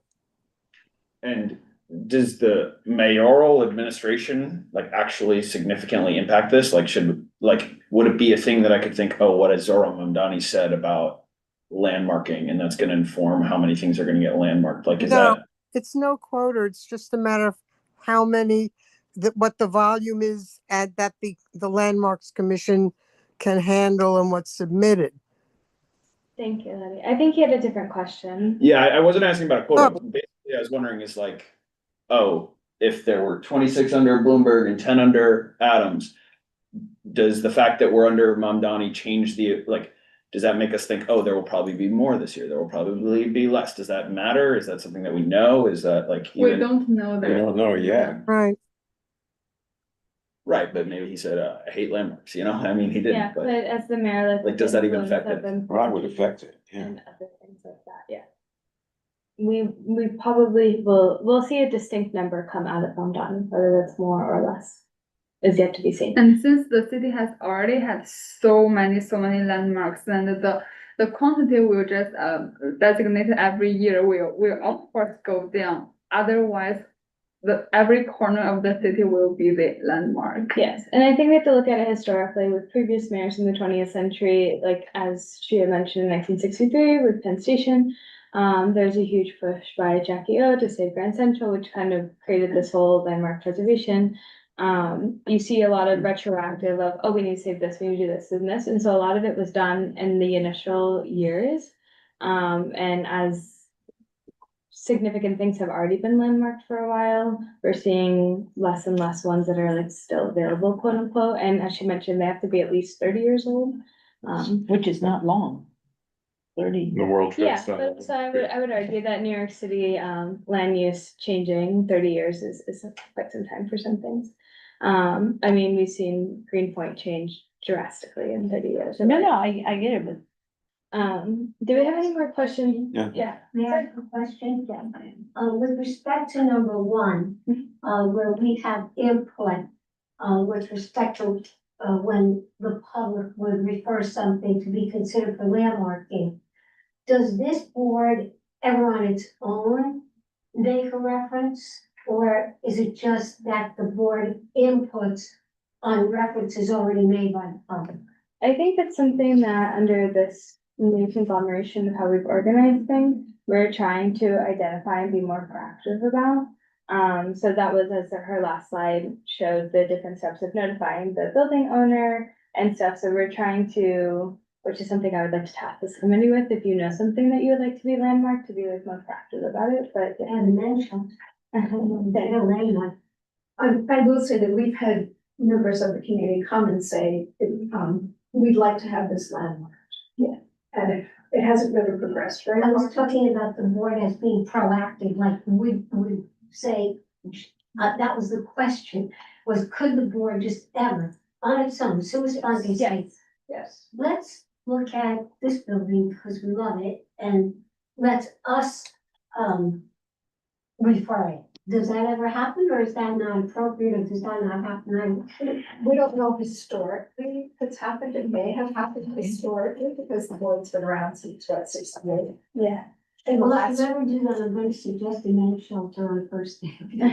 Well, please send it to the board office. It's historic. Please send it to the board office, and like we're going to talk about in a minute, like the requirements that the committee will have to like look at somebody, like you can't just send like, oh, please do 239 East 58th Street. We're gonna request. Sort of asking to you, is there a respect for the public to take 50? So that's what we're about to discuss. Okay. Yeah. You have a final question on Chia's presentation? Well, actually, it's a transitional comment that will take us into the Okay. next section. I had one thing to mention as a reminder, if you could wait to be called on before, so as the discussion progresses, that people who are just listening can understand the flow of discussion. But yes, Larry. Okay, I was going to comment that when you mentioned the 30 years as a threshold, the reason why that seems significant is that there are architectural styles that come into vogue. Postmodernism, for example, there were classical periods that. We have Queen Federalist into Queen Anne into something. But it's you have the architects trying to satisfy their clients who are looking for something that looks like something else. So you get a whole inventory of fairly similar looking buildings, but in that inventory there may be exemplars. There may be buildings that stand out, that stand head and shoulders above the rest and represent that entire style. And I want to make a suggestion that we as a board, as we develop our criteria, include that as a consideration as trying to get the best of the best landmark. Would you mind pulling up the draft, Brendan? Is there any more questions for Shia? Thank you, Shia. Yeah, thank you for everything. Thank you so much. And we can look at I just drafted this. This is very open for comments from the committee on what we would like to see, because I want it to be reflective of, we are the ones that are going to be the first line of responders to these requests before it goes into the full board. So I want everyone to be understanding and happy with it. Yes, I know. I just had a question, if there was guidelines that went out from the Parks Committee, I haven't seen anything. And were there guidelines that existed already like this for the Parks Committee? And I tried to find them also in the resolution tracker. My knowledge, yeah. That's why we're doing this. Great, I think this is helpful, because I think it'd also be helpful for members of the public too. for sure, that was my initial question. Is there any other question on the resolution? I have a suggestion. Yes. Location, do we mean block and lot? Do we mean building address? Do we mean cross streets? Should we specify? We could specify, I think. Well, if you have I'm sorry, if you have a historic district versus an individual building, you're going to have different criteria. But how do we know if the application is for that district or for that building within that district? Which is why we should specify, which is why we should ask applicants specify the location of the thing that they are seeking. And the nature of whether it's a. Well, I'm talking about the first bullet point there, Larry. Yeah, the very first one. What would you consider to be the highest level of detail for that street address? Block and lot. Block and lot. Yeah. Why not? Okay. Address and block and lot, yeah. And also maybe PIN number, Which number? BIN number. Okay. Building identification. Yes. Yeah. Yeah. Play a little bit of devil's advocate for the committee. I'm not sure everyone knows how to find what a block or a lot or like a building identification number. Right. is. I would- But everyone can find an address. Right. Well, but this is for the applicant to send to us. It's their imperative to research. You can get, you go to DOB or Actors. And for historic districts, designations. Yeah, if applicable. Yes. So Block and lot. location, parentheses. No, I'm saying that if the particular address is also in a historic district, we should be advised of that. Right, no, I understand that, but I'm saying if we wanted to designate I would or say expand. If you want to Yeah. expand a historic A district, historic. that would be a different, Block and lot. that's not covered here. Yeah. See, That's what I'm saying, I agree. that's my point. The- If we wanted to designate a district. Block and lot. Simple, block and lot. You got me. Yeah. I'm like, they're not gonna. I just, Well, you see, the Wait, thing is excuse me, applicants. Excuse me, Yeah, I'm sorry. Jim. I just had a question. If we're using block and lot, what happens if we have a historic district we wish to designate or to expand?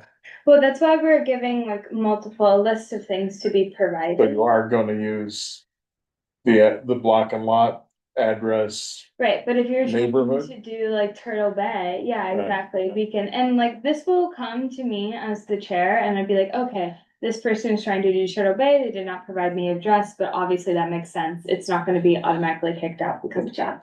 Yes, Dan. And so then this includes not just a building being landmarked, but also like if someone's coming in there saying, we're trying to landmark district Turtle Bay. Sure. Period.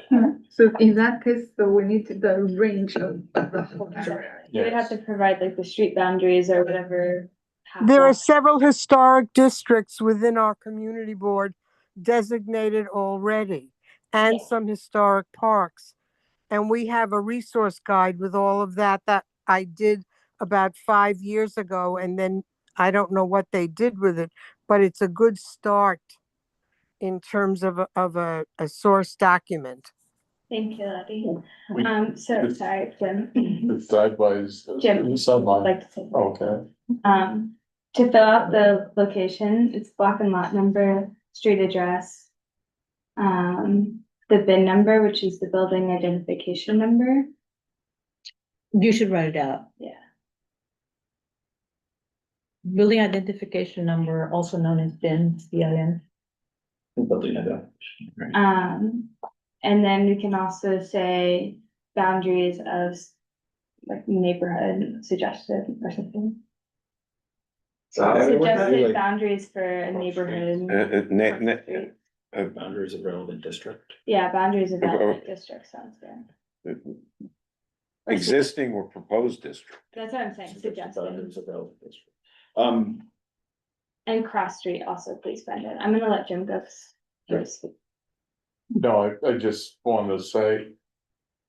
When we designate these districts, we recently lost a building in Gramercy Park. Because it was not landmarked, Mhm. even though it was in The even district. though it would, the surrounding district. Right. Mhm. Is historic, is a historic district. And, you know, it's a shame, but we should be able to do this fairly rapidly. Daniel. I think Jim and Larry were touching on this earlier, but just to codify it, I think it would be good to have maybe another information that would be beneficial to include would be relevant historic district, if applicable, or something to that effect, like So if like it's already in. after line 25 bullet point, is that what Yeah. you're saying? Yeah, after line 20, yeah, 25. So new bullet point after the one on 25, Brendan? That would, yeah, just be relevant historic district, historic landmark district, what's the terminology? Should you? Relevancy of the, No. of the district? Not relevancy of the district, relevant He's asking if a district. certain building Like- happens to also be in a landmark Okay. district. Yeah, Yeah. yeah. If Right, that- you could have an individual landmark and you could have it physically in the context of a historic district. Thank you, Brendan. Yeah, Mm-hmm. sure, that works. And with the terminology, should you for a district or It a, is a historic district. yeah, so relevant historic district. And also sometimes it happens that this building has already been an individual landmark, and then we want to designate the interior landmark, and in this case, they have the individual landmarks designation report. And this is the previous report we can refer to. Yeah, well, right, there's nothing here, is there anything here relating to interior? I think it was more general. In the- So in that case, would be other relevant information. We can add another bullet point to be like with exterior or interior. Can you say that again? Yeah, You say exterior or interior perhaps. Interior or? Maybe say identify if exterior or interior. landmarking, like, Yeah. no, I think. Identify if, Exterior or, Interior landmark. Tanya? Just, an FYI, when we Yeah. were talking, when you were doing your presentation, and you said that landmarks doesn't get involved with the inside, actually, in a landmark district, in a landmark, in a landmark building, if you're going to renovate an apartment and you're going to combine apartments or something, you still need landmark approval. It's very cursory, it's very, like a rubber stamp, but it'll still require it. Yeah. Yeah. And yeah, it happened recently in West Village a lot, and people are combining apartments, or even they are combining buildings, which can be sold $70 million. Yeah, it adds a lot of money to it. And anything else in the resolution specifically?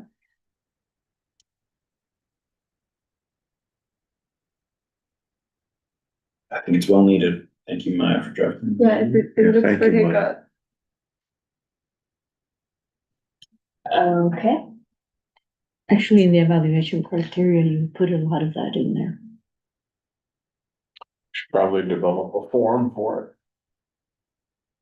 Yeah, we can do that. I think we're gonna start with an email to the board office, but that's something that we can look at for sure, Jen. That's a good idea. I think it'll be interesting to see how people reply in first, and I think we can develop a form based off of how people's instincts are when they're answering these questions. Larry, last question. no question, Do you want to move to vote? I'll move it. Second. Thank you. We will now take a vote on this resolution about evaluating landmark proposals by the committee. By roll call, their name is called. Please answer in favor, oppose, abstain, and not abstain. okay, We'll do show of hands. Okay. Well, we can do a show of hands too. If Okay, there's no general. A opposition. show of hands in favor. in favor, Is Letty voted? Yeah, Thank you. so, I count 9, just for posterity's sake, anyone opposed? No. No, Okay, so all 9 committee members are in favor of this draft resolution, and it will be before full board. We have 8 here. Jason. Oh, Yeah, James isn't sitting here. James, James left. okay, so 8. Eight. Thank you for correcting. Excellent. is that Armenian building, is that already designated? So now we're going to move on to the discussion on the announced closure of the Main Chance Homeless Drop-In Center at 120 East 32nd Street. There is also a resolution on that we can look at. Essentially, like I mentioned earlier at the beginning, this is in CB5. It's right on the border of CB6, and they are losing their contract with the city. Ends on June 30th. And we are hoping to get this passed so we can get past the full board resolution or the full board meeting. So we can do a joint statement with CB5, asking for the renewal of this contract. This is especially pertinent in the wake of the 30th Street Men's Shelter that was closed within our district with no notice last month. And so the shuttering of this one will be like greater exceptional harm to the unhoused people in our district. And additionally, on top of that, for contextual information, what the city had proposed would be the new intake shelter on East Third. I think it's number 8 on East Third. There is a lawsuit being played out for it to not go there because they felt like they did not get enough information as a public in CB3. So that has been stayed by a judge. And so currently there is a lot of limbo happening. And so we really want to address this for these members of our community. I know this was very last minute. It came up today, but if you want to review the resolution again briefly, we can do that. Or if you have any questions, we can discuss that. Daniel. I have 2 questions. Was this sent out over email? I don't have think it so. yet, It was no. very, we It was can maybe very- start no, at it's the not. top then for people to see it. Yeah, We're asking it for it to continue. And then just We're asking for the renewal of but we're asking 2 things. So this was important to me that even though this is not in our district, that we still do ask for DHS to review, possible ways for them to restore service for the unhoused community within our district as well, which we've just mentioned in here. My second question really Yes, quickly. sorry. I missed what was going on with East Third Street. They were gonna relocate services. CRO. For the 30th Street shelter, the intake services is gonna be relocated to Third Street, which is more than 10 blocks from our district. And at the edge border of our district. Historically, that East Third Street location was an intake center. Yeah, until I believe 1980. Okay, So it's been up I've been in on. our district for quite some time. Thank you. Is this the top? Sorry. Yeah. This is the top. Sorry, I was looking for the title, but this is the first whereas. If you guys would like to read it. Yes, Jim. I'm gonna have to abstain on this one, not for cause or anything. I'm somewhat familiar with them because I looked at their financials, a number of years ago. And I was very displeased, shall we say, with what I saw. I understand the nature of what's going on and the problem, with 30th Street. And it would be nice to keep this open. I just don't know if this Main Chance is the best provider of the services that are required. Understood. So I will abstain. Understood. Can we scroll down? Right, Yeah, to the let's next go couple down. whereas. Thing. And then hopefully this is also, I think I mentioned at the beginning of the meeting, this is coming to land use because of the timing with full board, and usually this would be in housing and homelessness. And they are, Jim, going to be discussing further and broader, more complete ways to bring these services back to our district and not just having this stopgap with Main Chance. Yes. Pardon my ignorance. Main Chance is a private operator? It's, Yes, but I think it's something like 95% of their funds come from DHS. Yeah. it's an. It's a private entity. It's an NGO, It's an NGO. right, but I think it comes from, I forget exactly, it was Grand Central Development or. Yeah, it was Sometimes mentioned I at do the Grand top. Central. And you have some familiarity with the way they've been I'm operating? familiar, as I say, I looked at their tax forms several years ago. And I was not pleased with the way the company was running. Larry. There's an entity called the Bowery Residence Committee. How would this stack up against them? Not having compared the two. No, I mean, couldn't say. in terms of your own general knowledge and reputation. I haven't looked at Bowery Residence Committees You can keep or going. tax forms. Oh, okay, I wasn't, okay, I'm not Yeah. gonna get that granular. But. That was the level. In other words, these people have been around for how long? Are they as well Bank established? Yeah. Yeah, they've been around for a while. Yes. Alex, did you have a question? No, I was just telling them to go on. Yeah. But I do have one thing in this resolution that I've read thus far that I would like to amend. But Okay, let me keep reading. yeah, let's give everyone a chance to read and then we can start with yours. Sure.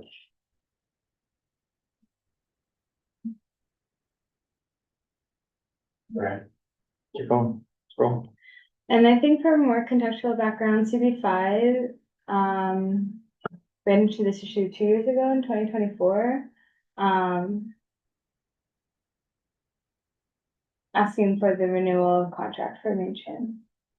Which is why they're asking for it again, I suppose, but, Scroll.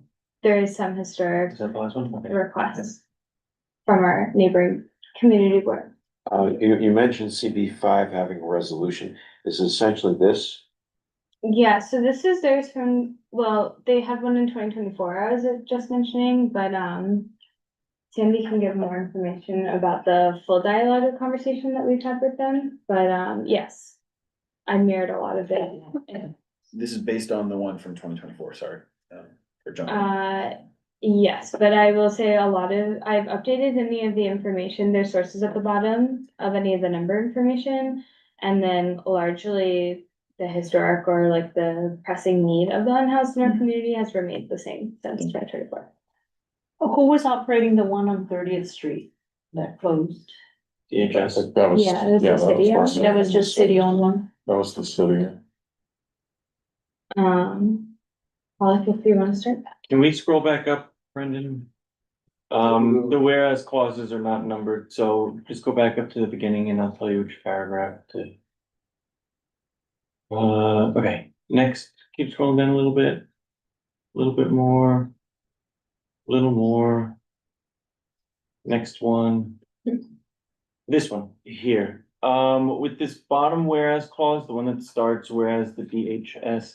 So one of the, I guess, criticisms, or I get maybe point of correction that I've heard from members of the Housing and Homelessness Committee when we've drafted resolutions is to really narrow and tailor our resolutions to the topic that we're discussing. So even though I agree with you, I think that we should have more supportive services broadly. I think this resolution should just stick to what we're asking for, which is just for the continued operation of the homeless shelter, the intake shelter, whatever kind of shelter it is. Yeah. Operated by Main Chant.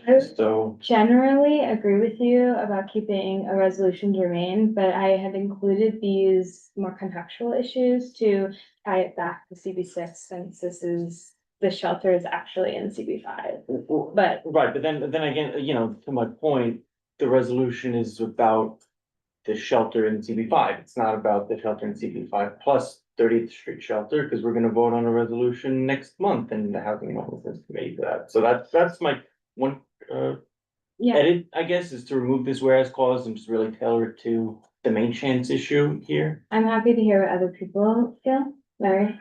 Right, I understand what you're saying, Alec, but in terms of the context that we're opining as the neighboring district, and I think the description of what exists or what may be lacking adjacent to, Main Chance, is relevant to, supporting their continued operation. I don't think I. In other words, if Main Chance goes out and we have the intake services at 30th Street also go out at about the same time, there's a large empty void. Oh, I understand. So it's not necessarily about the issues of the individual shelters, it's more. Yeah. It's an area wide, Yeah. you may, we might, understand. we might recast it, we might recast it in that, East Main. say with the disappearance of this, combined with the potential disappearance of 30th Street will leave a void. Right. I understand what you're saying. Okay, Update the title, if that makes sense. what's the title, Brendan?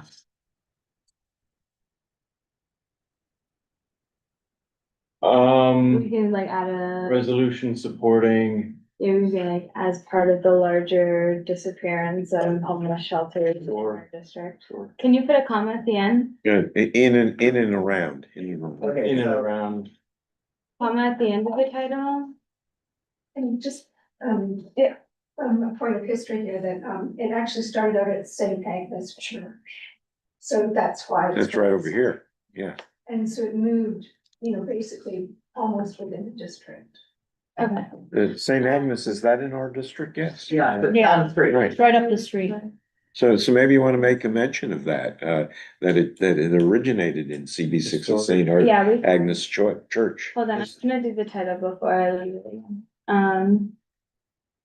Bridge services as a part of, or actually can you say as part,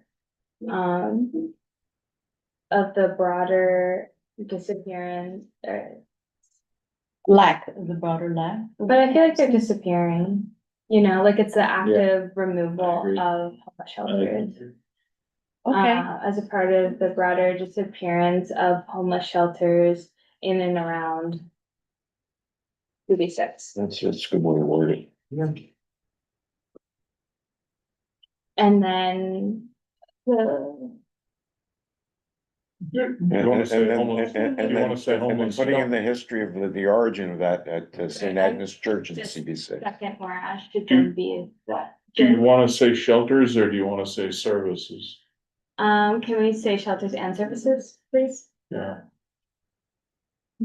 Cause I don't think Main Chance actually housed people. I remember correctly. I think, you could go in I would and have to sit down. be, Well, we've made it broader. Regardless. Yeah. so if we created a whereas under the first one, please. So it'd be whereas, or maybe it'll be the third one, but whatever, whereas, Main Chance was originally founded at St. Agnes Church.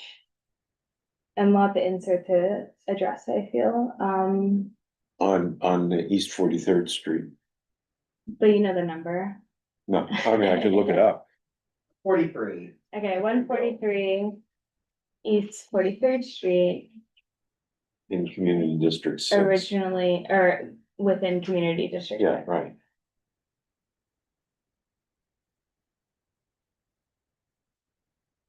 Yeah, and that's fine. I'm not gonna sit here and organize it perfectly. When we have everything to discuss. Is there any more? I guess I have a question for please. Sandy. Does Board 5 know that we're voting on this resolution this evening? Yeah. They do, okay. And what is their position on us taking a position on this resolution? Well, I was sent the resolution from 2024, and they asked if we'd like to write a joint letter. And I said, if we were going to write a joint letter, we'll put in the resolution. And this joint letter will be for Main Chance, or it will be for homeless shelters and homelessness issues? Main Chance, Okay, specifically for Main Chance. okay.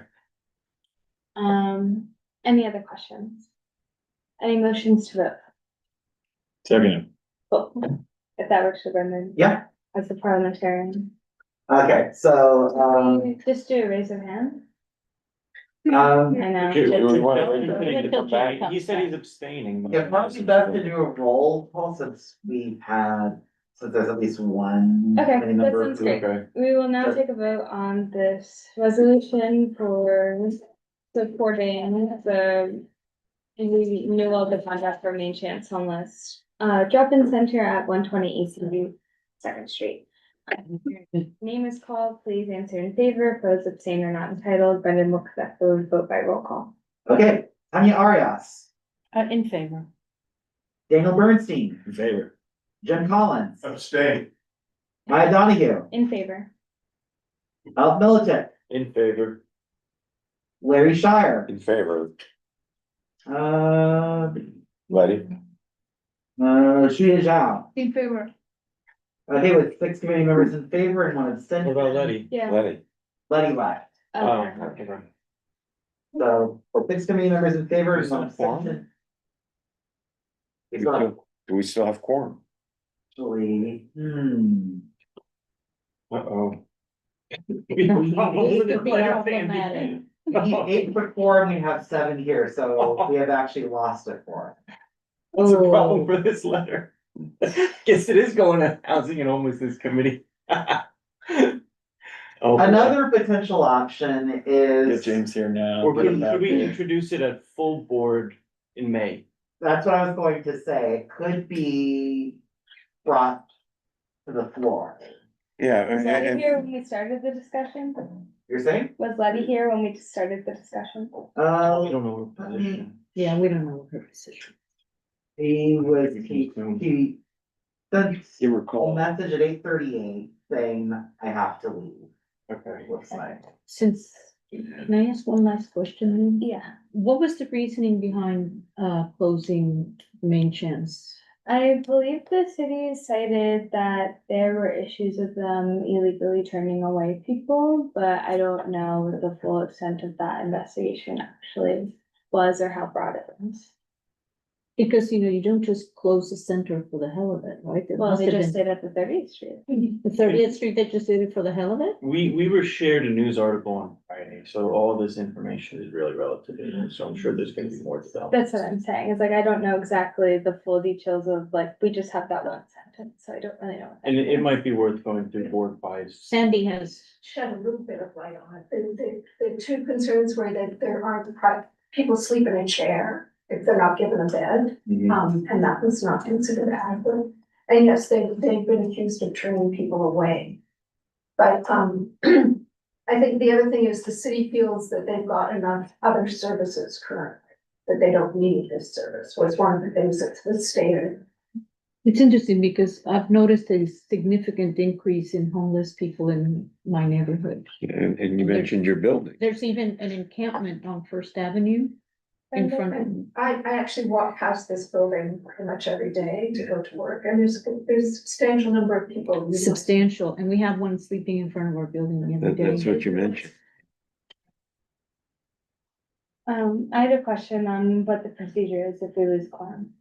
Yes, so then the committee would not be able to vote on a resolution. Like, Okay. I think the resolution was still useful, I think there's but no point. in they're gonna- fix that. We can bring it up for They're- next one. Yeah, There's no We- urgency that we need. We can bring it to full board. And Yes. since it's I been feel discussed. this one, yeah, I was gonna say, I feel this one I'm comfortable bringing to full board because we had robust discussion and with the people that are here, pretty unanimous. yeah, we need to be introduced from the floor. Yes, Yeah. that's fine. It's irregular, but we have The done. next one, I don't feel comfortable discussing. Which is- It is a resolution. I mean, we did discuss it last month. I think it is just like a perform thing of voting on it, but, I don't know if we can start this section. What's the next? The public bathroom. Not the reference one. That one's not time sensitive. No quorum. So, yeah, so we can push it. That's what I'm saying. So, you introduce it from the floor. and then the last final thing will be discussion on district meetings. Will we need quorum for that? We can. No, you don't need. We can discuss it next month though, right? Yeah. And we have to have it done by the end of our June meeting. Okay, we can do that. Thank you for the people who did submit their I did things. I did submit. see them. Yeah, Okay. I I'm was, trying to remember if I did. I was very happy to see them. Well, And then- I submitted to, the If you send office. it to the office, they send it to me. Okay. too. And Yes. I guess. I raised a question as to the date of the statistics.